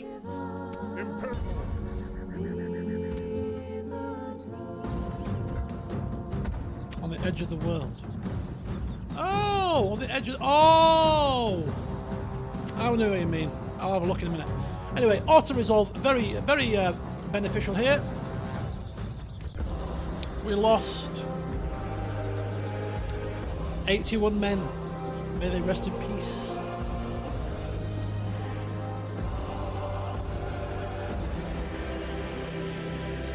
It's always painful when they send horses in. Why are you sending horses into a siege? It's beyond belief. Victory! Rome has conquered! It's almost worth kind of hearing the speech, you know, because of the fighting the battle to hear the speech of this great man. Right, okay. When the people are happy, it's because we've got a full stack army here. We take that army out, this place goes into rack and ruin. We have to be... This is an act of, not of brutality, but of religious sacrifice. People haven't listened. Out with the pagans and in with the Christians, soon to be. You can't, slaving is no good. Occupying, no. We need to spread that faith, spread that true faith. These are pagans, Mr. Botius. Oh, they're Romans. We can't do it. They are Romans, yes, but they are Romans that will not listen to what we are trying to tell them, and that is that their ways are wrong. So everybody else that thinks like that should be burnt. Conversion by the sword. And the 1791 more pliable people that are left will soon hear my words as I come down to tell them. Was I finished in Tara?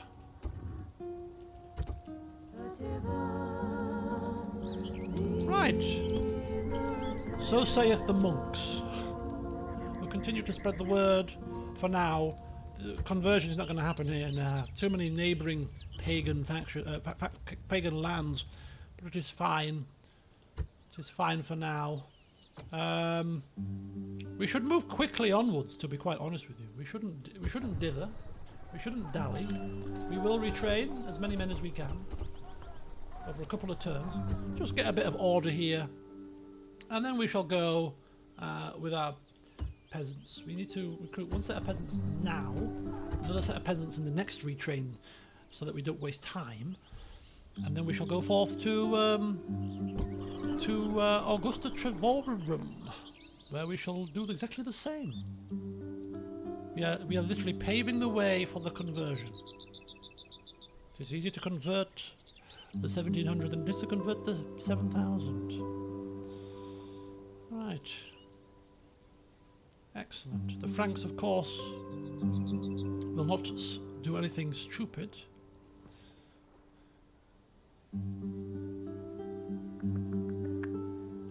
Yes. Okay. I mean, this man here, is he even required? You might ask the question. Your Honor. Right down there. Right down, Flavius Sanctus. Right down. This guy can probably afford to move a little bit further this way. Because we're going to capture that, I'm going to have all sight. So I'm thinking maybe even go a bit further down this way, because there's lands here that we could do with keeping an eye on. We need to also repair damaged buildings here as quickly as possible. And whilst we're here, let's just show our goodwill and give them some food. We've culled them and now let's feed them. Show that we're not monsters.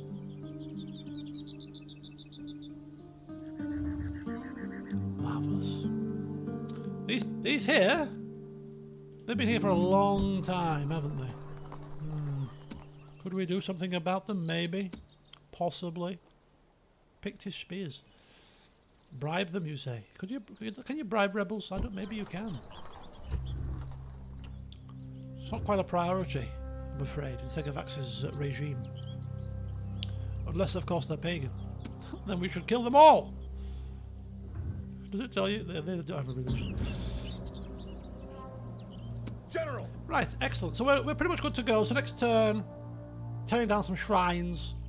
The Count of the Saxon Shore is arriving.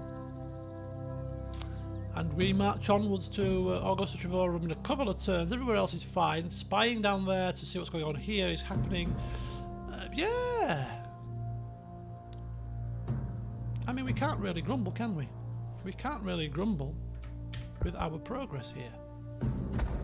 As soon as we've taken care of these two pieces of land, we will probably hold off on expanding down here until our faction leader sets foot into northern Gaul, because you don't want to be capturing settlements too quickly, because we want to be converting them as well as we're going along. So, you know, stop there and then start the conversion, and then once we've got a couple of settlements converted over this side of the English Channel, then we go again. But until then, we need to just make sure that we're not getting too far ahead of ourselves, with it leaving us far too much conversion to do. So capture these two, keep one of the armies here, hold fast, and then wait for the big man to pop across, where we will then be ready to start spreading the true faith up here. Should be fun. Anyway, what I'm going to do, it's 9:15. I'm going to eat my dinner, which will take me about 10 minutes tops, because it's Chinese and it doesn't take long to eat, and then I'll continue until 10 o'clock, where we will hopefully get some more stuff accomplished. So yeah, quick breather, come back at 22 minutes past the hour, stretch your legs, grab a much needed drink, I'm sure, in this weather, and I shall see you shortly.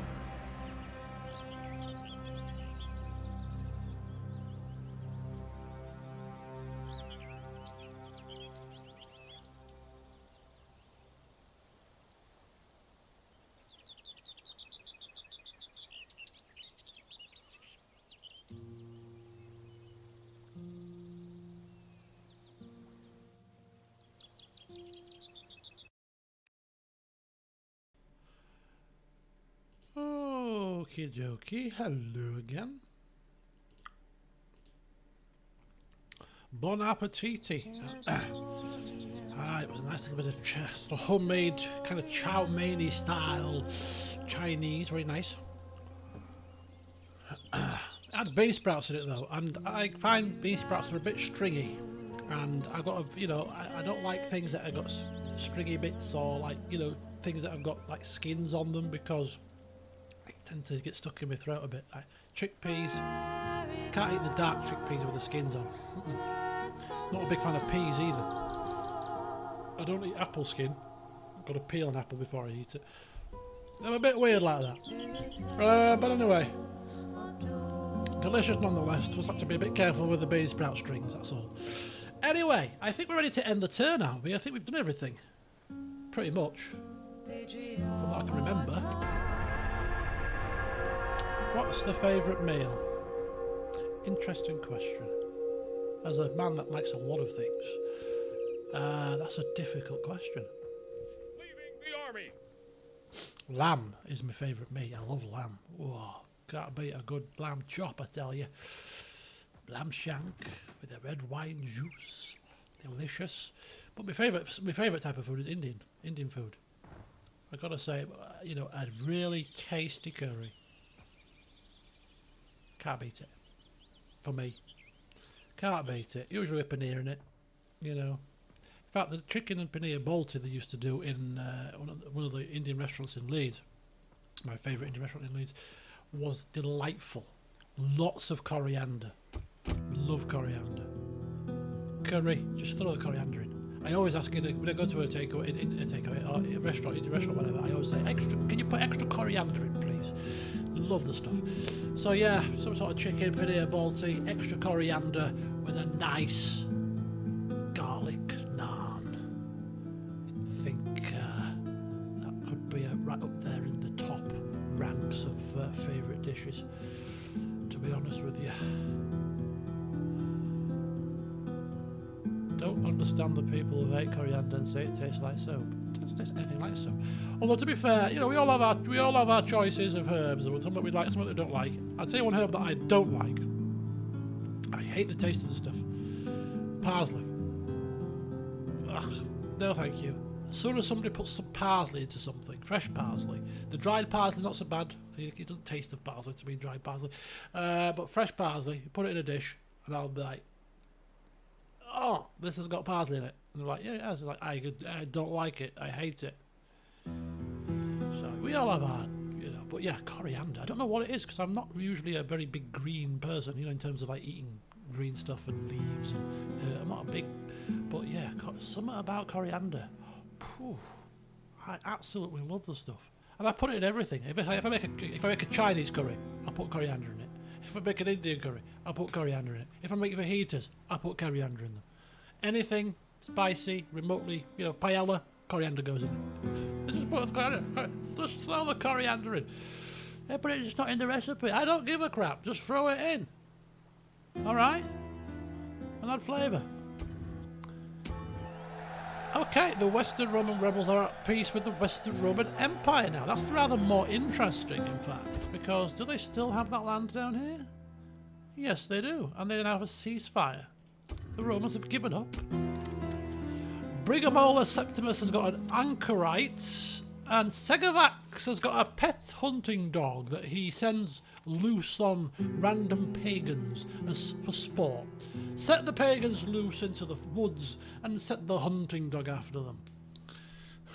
He wouldn't do that. He's mad. He's not barbaric. Okay. Right, what is the plan for this turn, I wonder? We are expanding our palace here, and Tara is looking a little bit like it needs a bit of a kick up the jacksy. We've got Christianity, paganism's running a bit rampant.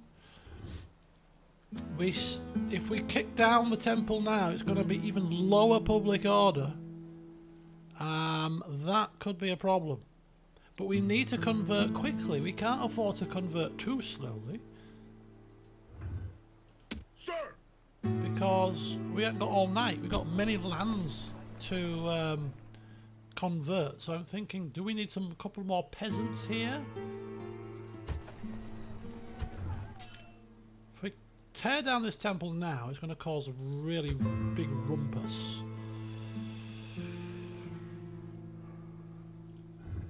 Got to play this with a degree of tact.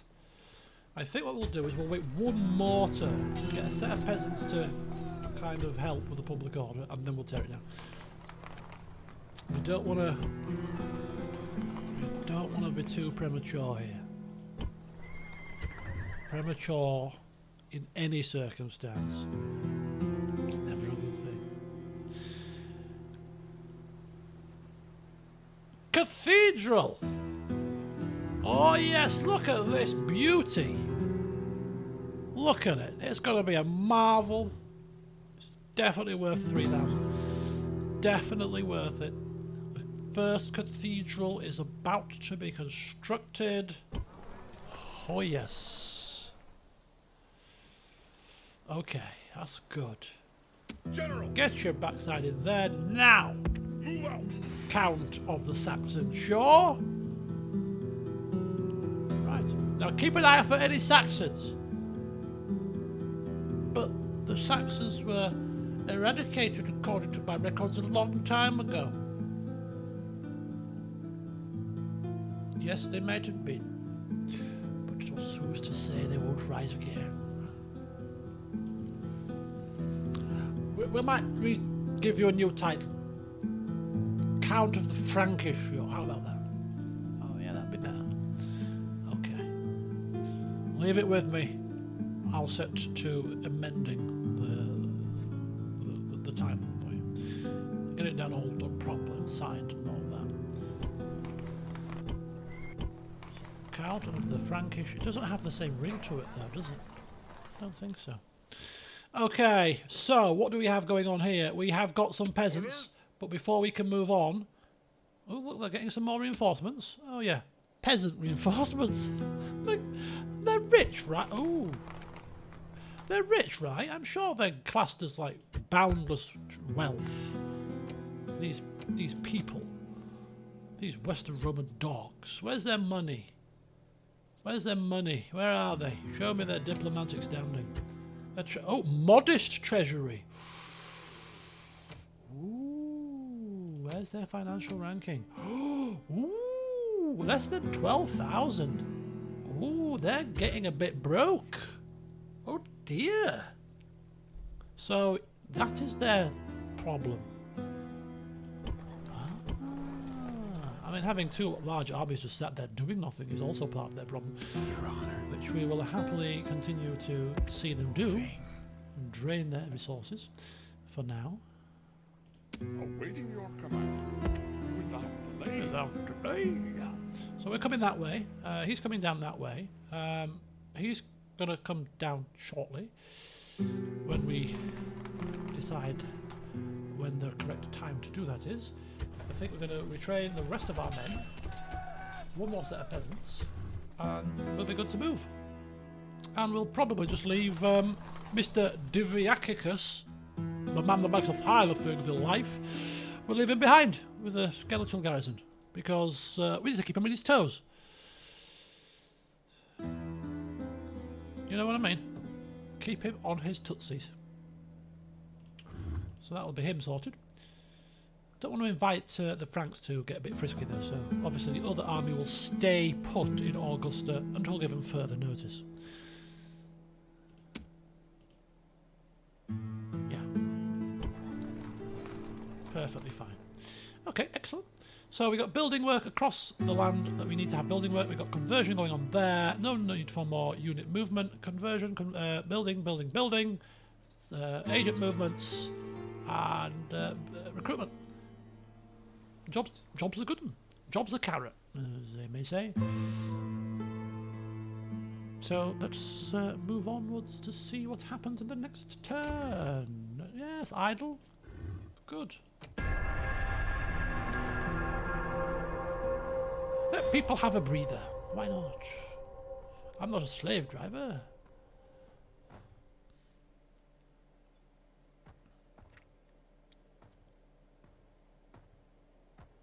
I mean, I don't want people to be lazy ultimately, but still, we can afford a breather every so often.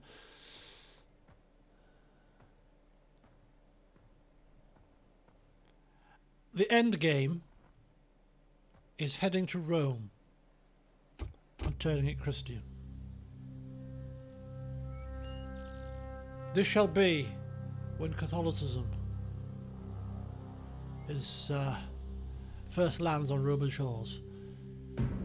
Change the course of history.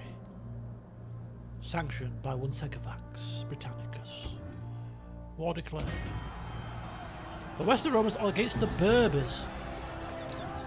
If the Western Romans are down here, that makes me think that there must be some Berbers kind of round about here-ish. Berbers? About here, you reckon? I don't think there's Berbers in here. Must be Berbers down here.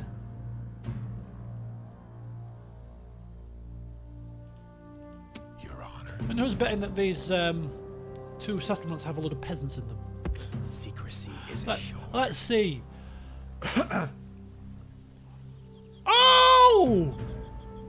Aha! It makes sense now. So that army that we've just obliterated with the peasants and stuff in it, that army may well have been ousted from down here.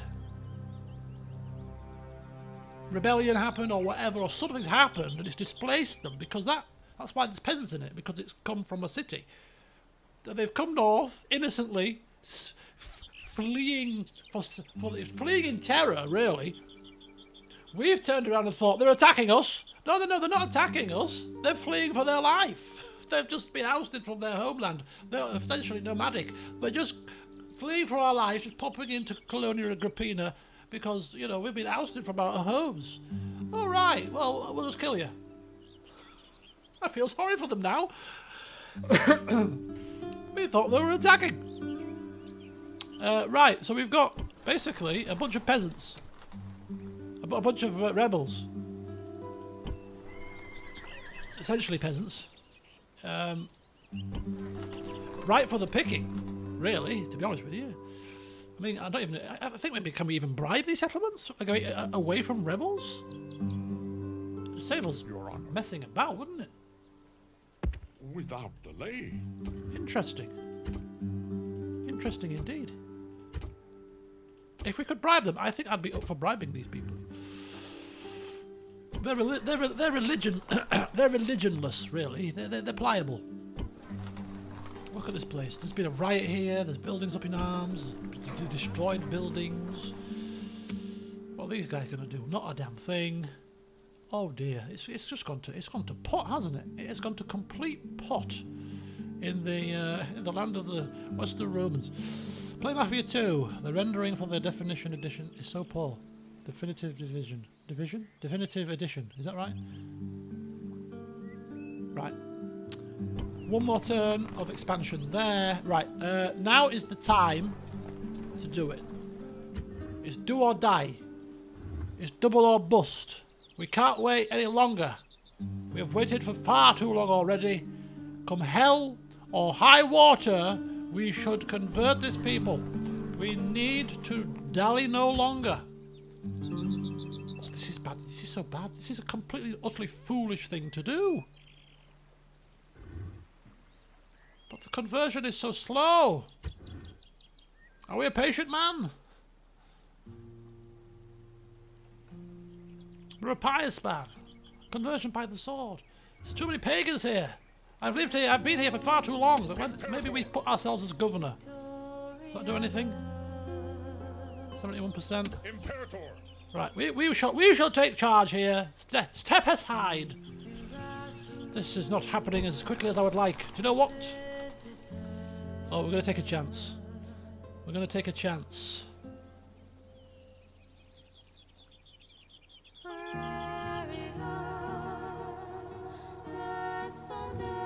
That's not going to be good. It's not going to be good, people.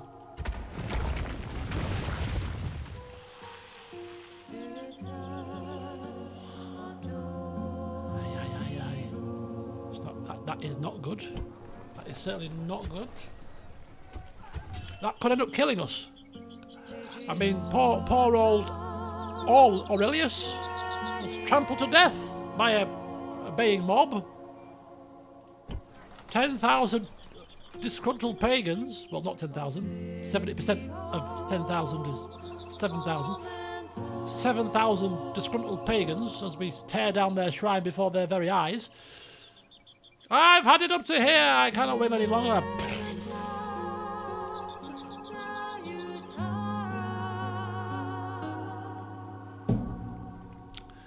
What would be quite hilarious if Segavax was to actually leave now, hop in the boats and head to Gaul, saying to Gwendolyn, his son-in-law, This is a lesson in how to deal with pagans. I shall leave it with you. Deal with them as you see fit, but this is how you need to learn to have a growing contempt for them, because they're lawless hoodlums. That is precisely what we're going to do. Orders. Aye, aye, Captain. No, that's silly, Fleet ready. because we need the conversion strength, don't we? Okay, maybe that's a bit silly. 5%. Whilst we're at it, let's build a church. That'll take it to 10%. So we won't convert as quickly. We can build a church, so that'd be 15%. 28% without him in there. Fleet Even ready. more dangerous. Sir. Okay, we'll reconsider. 28%. Bring me back in charge. That was 38. There you go, 38. Okay, it's a bit better. Once we've got the churches up, then we'll run off. We're not running. This is an education. You don't need academies to educate people. You just need to show them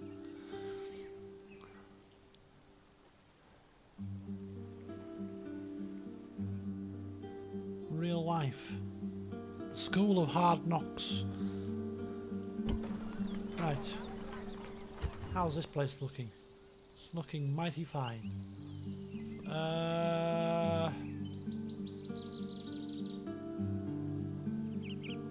Okay. Let's get a market. Because why not? Everything else is fine. Vertigala is definitely slipping. We can't even put it to normal tax rate now.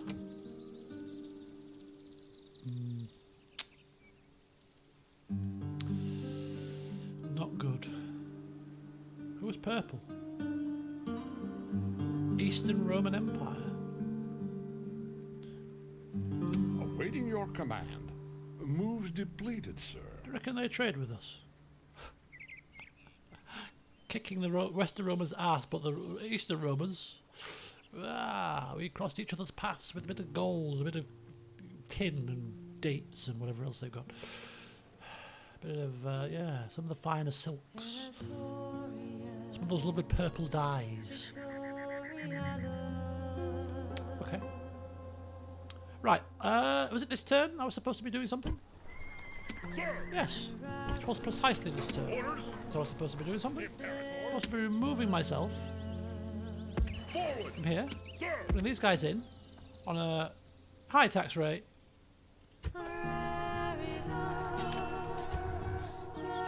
And now it can now build some farming, followed by some sewers, just because it will save me time in a future turn. And we shall General. march on to pastures new, straight to here. Engage the enemy. Besieging settlements, sir. Which means if they want to attack us, they can be dragged into a war. We can fight outside the gates. If not, we'll auto-resolve this, to be fair, because it should be simple. As we now take on another Western Roman settlement full of pagan scum.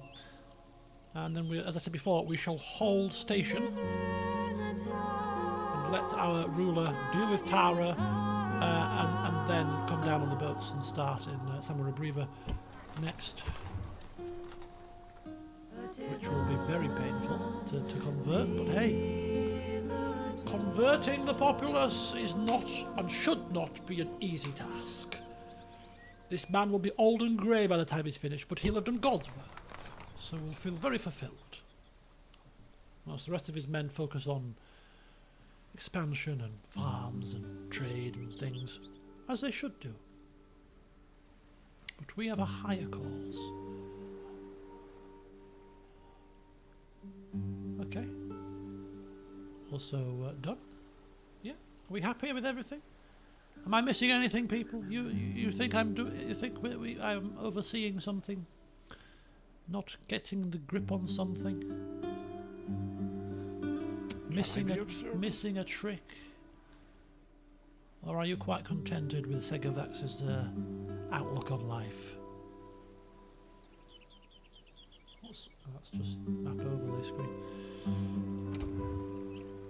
Shut up. Okay, this will be interesting. Send a diplomat to Africa. We need maps. Maps? Who needs maps? Maps are for the nosy.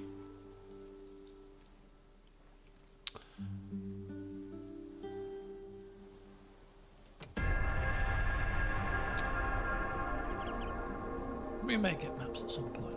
Maybe if we capture the southern Gaul settlements, we can create a fleet there and send them down to the Mediterranean area.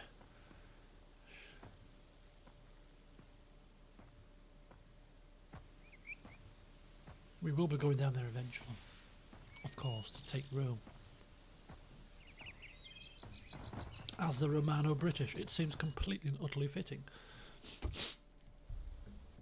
Western, you really will not make an indentation against us. Ready. I urge you now, pirates, to about turn. Oh boy. But look at that though. Rioting in the streets. They're killing each other. The Eastern Roman rebels have risen again. Fulvia has gone. Wetacorix has got an anchoress. Which gives 5% to Christian conversion. What is an anchoress? It's the second person to get one. It's obviously a religious thing. A woman who has completely disdained the world can be an inspiration in moments of weakness. She looks a bit miserable. Perfect. Right.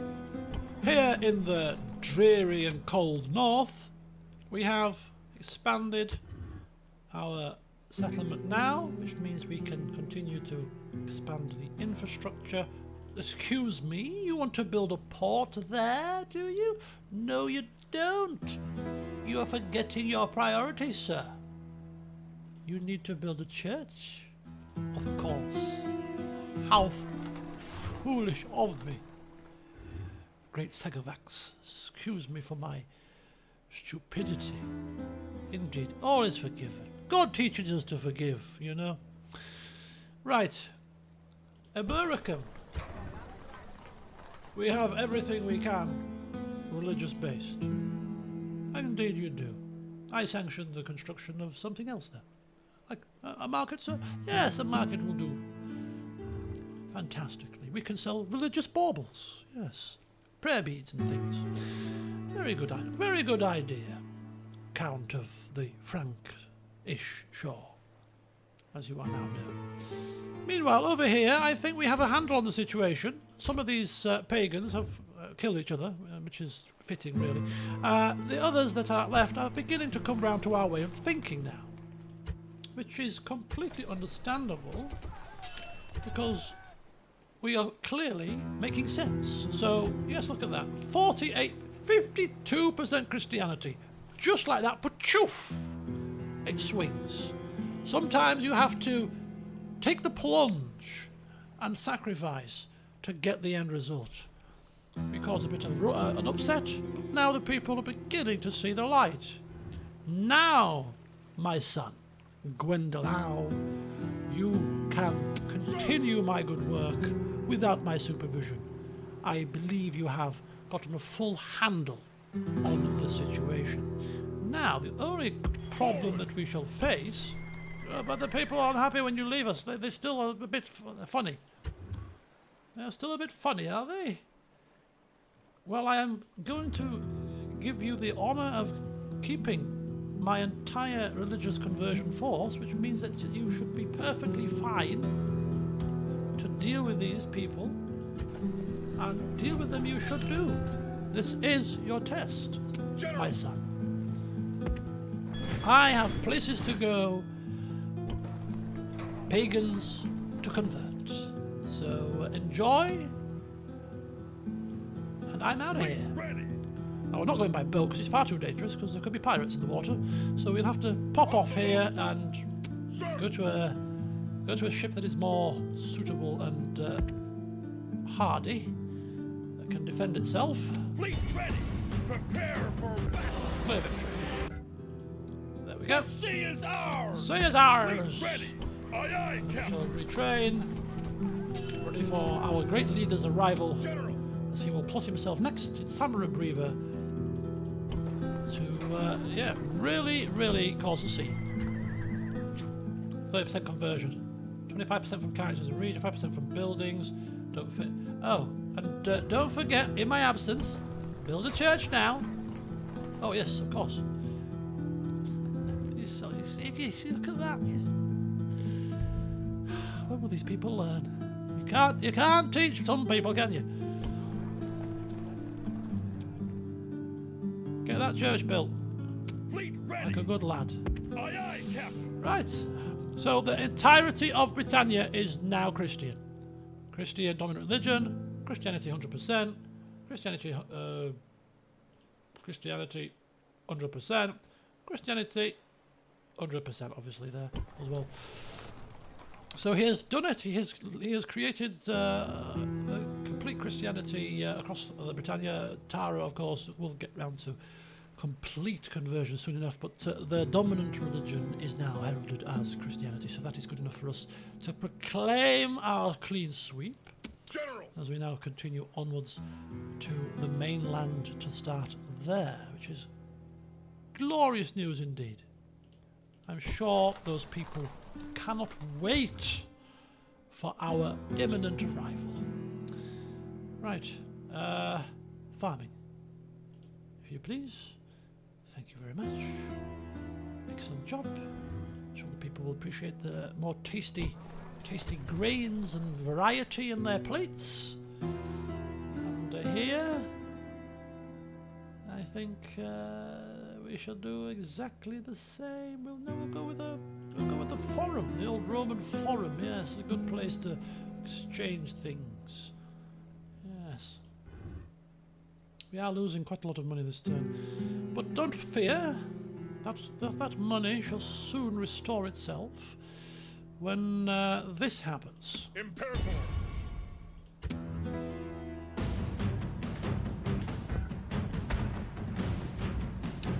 Wall settlement.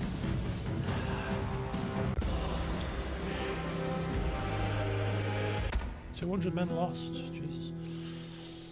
But it is. Victory! It is what it is. Settlement captured! And of course, paving the way for our imminent arrival once again. Imperator! Sir! We merge the troops. We can now get rid of some more lesser numbers and replace them perhaps with others should we need to.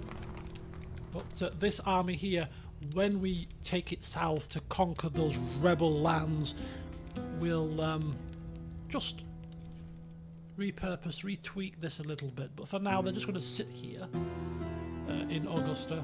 It's a force to dissuade the Franks from doing something stupid. Because if we've got a large force here, the Franks might just think, you know what, let's not attack them because they could deal with us. So we'll leave these guys here until the order is given for us to head south and conquer these, because we're not conquering these at the moment. These shall remain rebel. These shall remain rebel for now, Your Honor. because we have to refocus our efforts once again on converting I shall speak with them. to Christianity. Trade rights, of course, A most generous proposal. indeed. Trade with the Western Romans. Are they even allied with them? Or are they being forsaken? Have they been forsaken? No. They're not allied with anybody. They're trading with them, but they're not allied with them. Oh dear.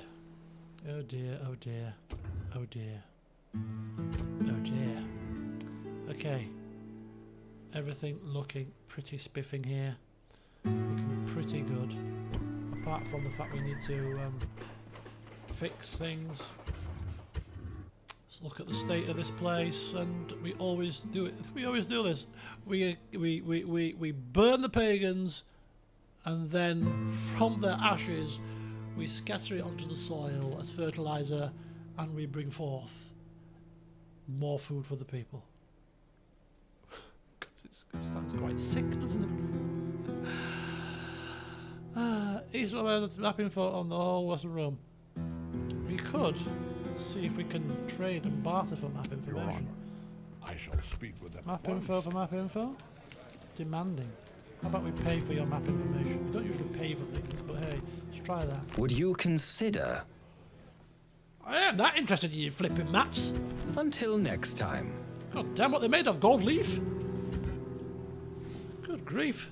Right, stick them up your toga, pal. Okay. I think that's it for this turn. It's just been insulted. Must think we were born yesterday. Orders? I mean, they are the most powerful faction in the world, to be fair. I mean, they can probably justify charging such a premium for their map information. But we're not having it. We're not having it at all. So, yes, what we're going to do is we're going to end the turn, see what transpires, and then we're going to end the session, because it's getting near to 10 o'clock. So, map info from them would be profound. But we just turned it down, because we're skimping 3,000.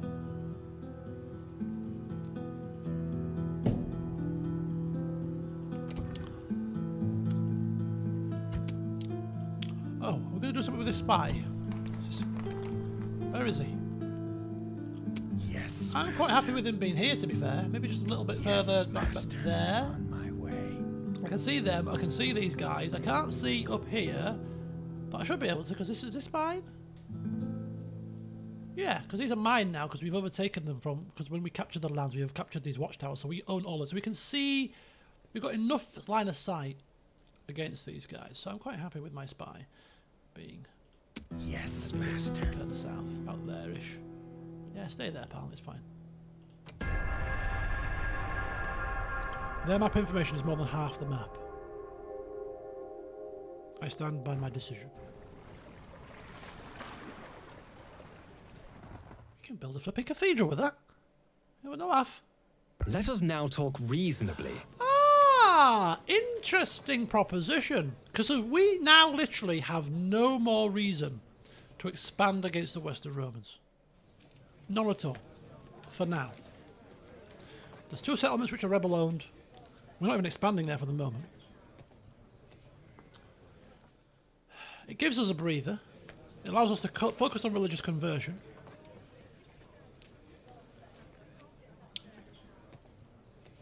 It's not a lot of money, I gather that, but it's not the money that's we're not doing this for the money. We're doing this for the bragging rights.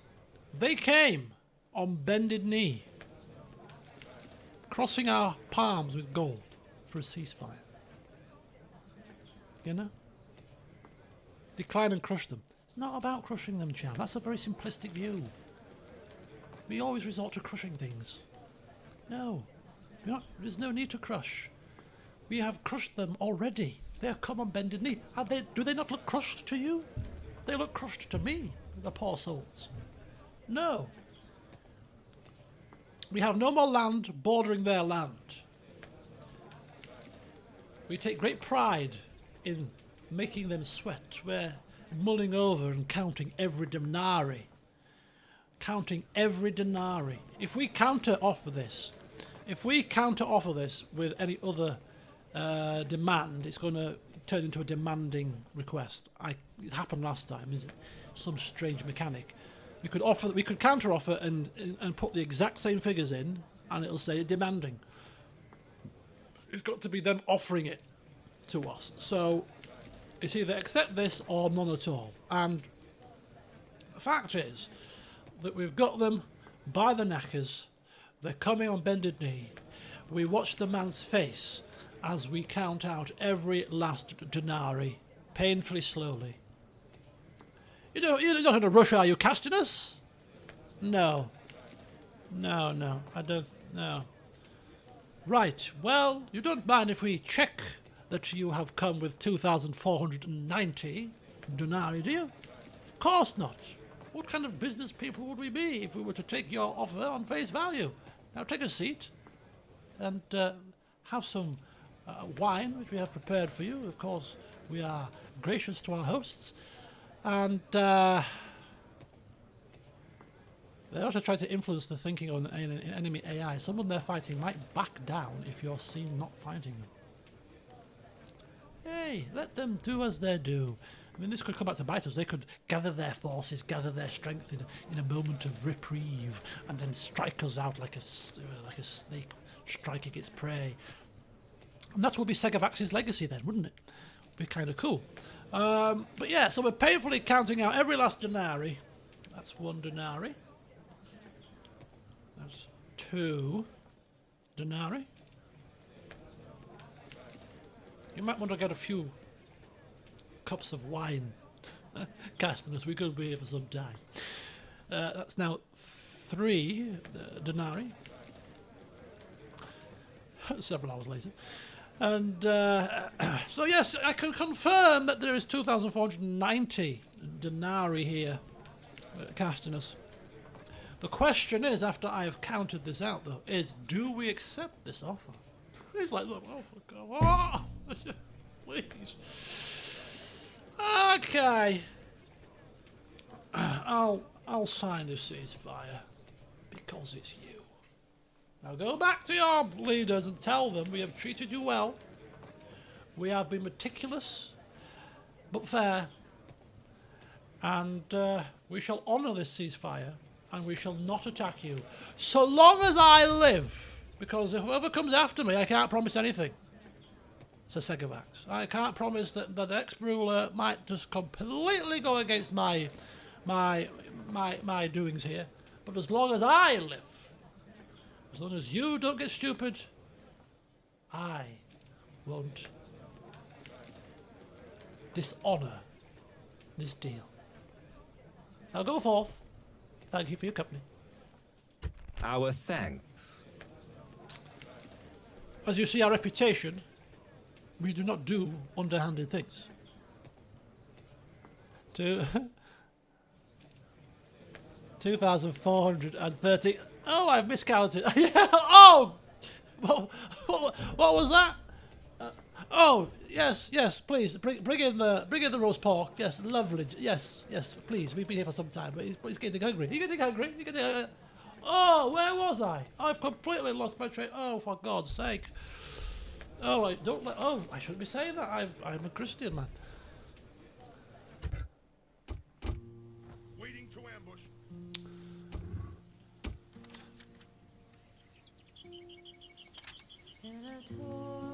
In news that would probably make you can just imagine the Herald in HBO Rome, that famous actor who played the Herald, whose name I don't know.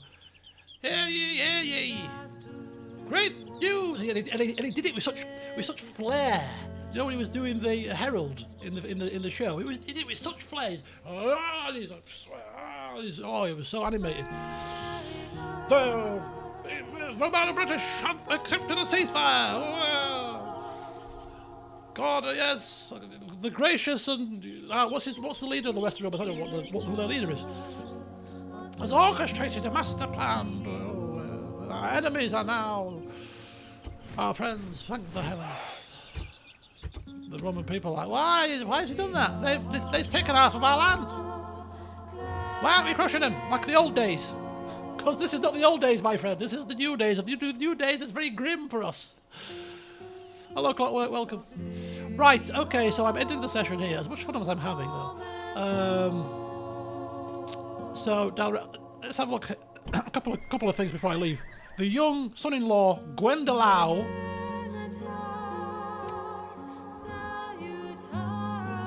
the stern man is overseeing the conversion after our leader Segavax set the ball rolling.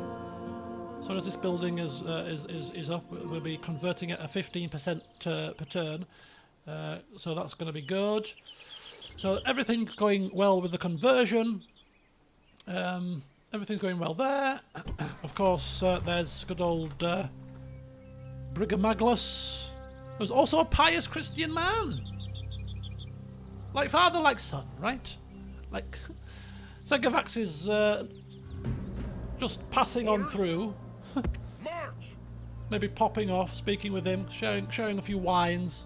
imparting his Christian knowledge onto Motius' son, and he's left such a great impression on him that you know, Brigham Magalus is like, yeah, I completely agree with you. Bring me a Bible. Was the Bible even invented then? Was the Bible even written? When was the? Oh yes, it's 388. When was the Bible written? I don't know. 0 AD. I don't know. When was the Bible written? Any historians here? When was this Bible put together? I'm supposed to be Christian, you know. I was baptized. Church of England, as my mother said proudly. Your church. When I say on like self-declare, I don't think you have to self-declare religion as much anymore, but you used to do it in the old days. You used to, what religion are you? And I used to be like, I'm atheist, which I don't think I am. I think I'm agnostic, actually, looking at the definitions. Agnostic is more attuned to my way of thinking. So when I say I'm agnostic or I'm atheist, well, you're Church of England. I say, Mother, I'm not Church of England. I was baptised, yes, fine, in a church, you know, I bless my head and the Father, the Son and the Holy Spirit and all that kind of stuff. But I was a baby. I didn't have a choice, did I really, to be honest with you? So, yes, although technically speaking I was baptised, yes, I'm not. I do not consider myself a religious person. I don't follow a religion. Anyway, how did I get to that conversation? I don't know. Strange. Talking about the Bible. Oh yes, when was the Bible written? Yeah. Anyway. Who censored the word? What I'll do is after the stream, I'll add it to the banned words on my channel list. So if you try to swear in this chat, it should star it out because I put some certain words. If people type it in, it's starred out. You know, I'll add agnostic to the list and atheist too. Why not? For the whole hog. I'll add pagan to it as well. Try typing pagan in the next stream. See what happens. Second would have a heart attack. Right, okay, so Segavax is going down. He's going to be in Gaul. So the next session, which will be a stream, because I'm keeping this to a stream-only series, I think is probably best, because it's going to be a shorter campaign, so keep it as stream-only for now. In the next stream, we are going to focus until something else bad happens, like the Franks attack us. It's going to be all about Segavax's plight in converting Gaul. It's going to be almost like a biography, like a what's the word I'm looking for? Where you focus on one person, you follow them through what they're doing.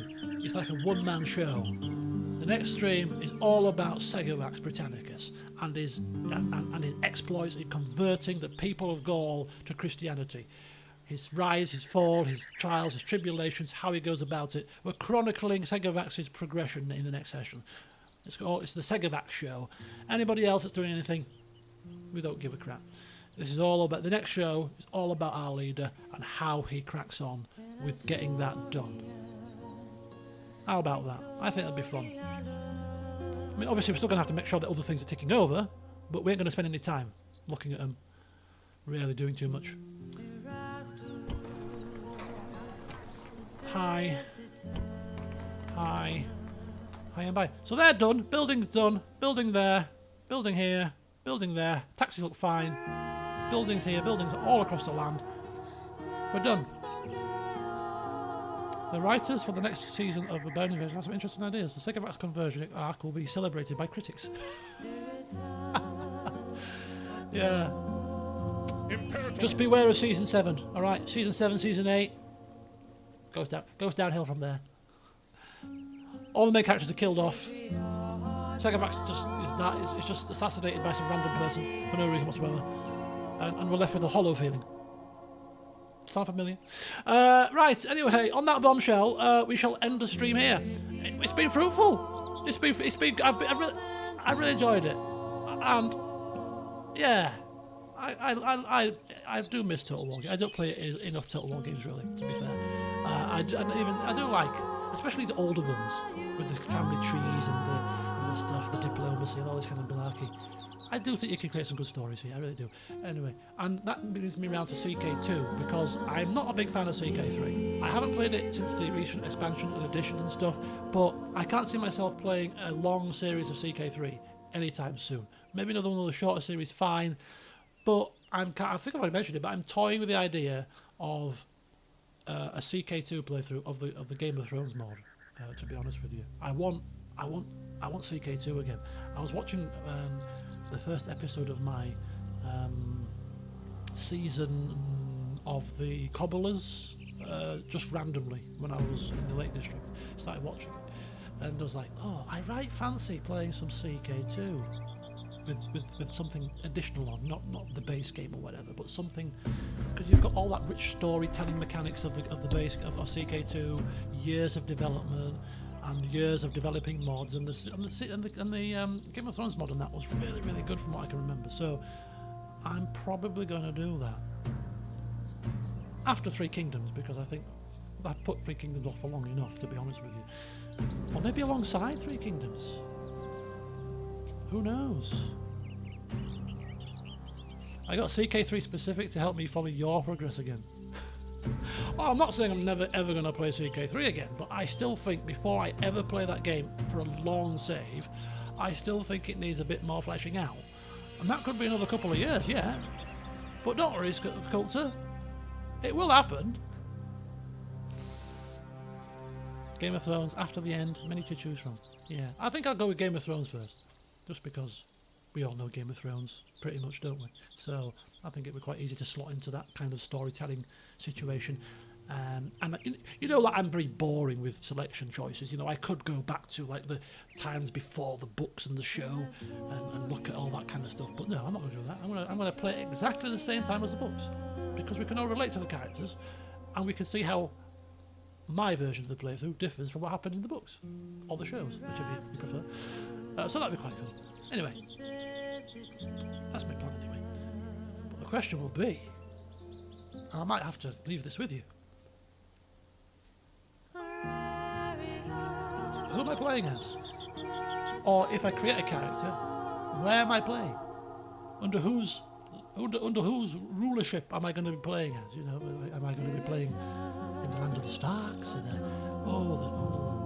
the possibilities are endless. Another 5 CK2 will be. This doesn't count. It's completely different. It's not based. If CK3 wasn't so hollow for what I want to achieve with it, to be honest with you, I'd play that. But it's just not in the same even league, is it? Come on, let's be honest. It's just not. It really isn't. But anyway, that's my ramble and rant for the evening. Yes, so let's save it before I forget, because I always forget to save it. So I'm going to quick save it, and I'll sort everything out later. But yeah, join me next week for our Segavax special, where we look at Segavax's expansion into Gaul in terms of the Christian faith. Will the Western Romans maintain that ceasefire? Will the Franks hold fast?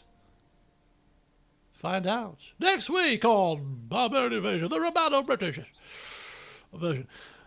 Do I like Warhammer games? It doesn't grab me, the Warhammer setting, which is kind of strange because it's fantasy based, right? And I love fantasy stuff. So I know that the Owlcat are doing the Warhammer, and that might be the one thing that gets me into it. You know, because I plan to play that circa in 8 years' time or something. But yeah, that might be the thing that converts me. You know, I play that and think, oh, Warhammer setting's actually not too bad, and then I branch out into Total War Warhammer, the first one. 10 years later, as per usual. You can put money on it. Right, okay. Anyway, we'll let you go now for the evening. Oh, everybody's joining now. I'm finishing. Everybody's turning up. Should I continue for another half an hour?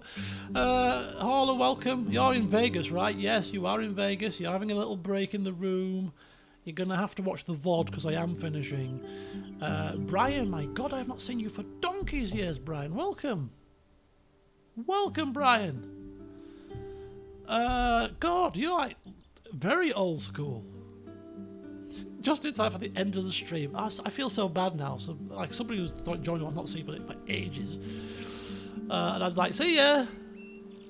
See you later, pal. See ya. Good to see you, but bye. I think Brian was like one of the original subscribers from like 12 years ago. In fact, I know you are. I remember. Oh my goodness me. Right. Anyway, good to see you, Brian. Welcome. But yeah, you'll have to watch the VOD and join us a bit earlier next time. But it's been a lot of fun. I've really enjoyed today. But yes, I must go. Things to do and all that. So yes, enjoy the rest of your week, folks. Whatever you're doing. Oh yeah, I just finished the Vigil Road campaign. Indeed, you did. You did play one of the councillors. One of the councillors. You were in the credits and everything. Yeah, enjoy the rest of your week. Cham, you asked for my plans for the week ahead. My plans are tomorrow I'm working and I'm off to my brother's because it's his birthday on the 23rd, so we're off to see him tomorrow. So take the new car for a spin up to where my brother lives, and we'll have we're having a Chinese takeaway, and that'll be fun. Say hello and all that. Friday, Saturday, go to my friend's house and end up drinking rum. That's all, you know. That's Friday, Saturday every week, and has been for the past 3 or 4 months, and it will be the same again this week. So very, very, variety is the spice of life. Sunday, football and sport, and maybe a bit of horse racing and stuff. And stream some Pathfinder. And then we do it all again the following week. Such is the excitement in my life. Right, anyway. Have a good week, folks. Hopefully see you with some Pathfinder on Sunday. And then some more of this next Monday. No! I'm in Manchester next Monday, actually. It'll be next Wednesday for more of this, to be fair. So, yes. Oh, yes, an F1 too. Let's not forget about that, because the Mercedes are looking pretty feisty. They've got an engine upgrade coming as well in a couple of races' time.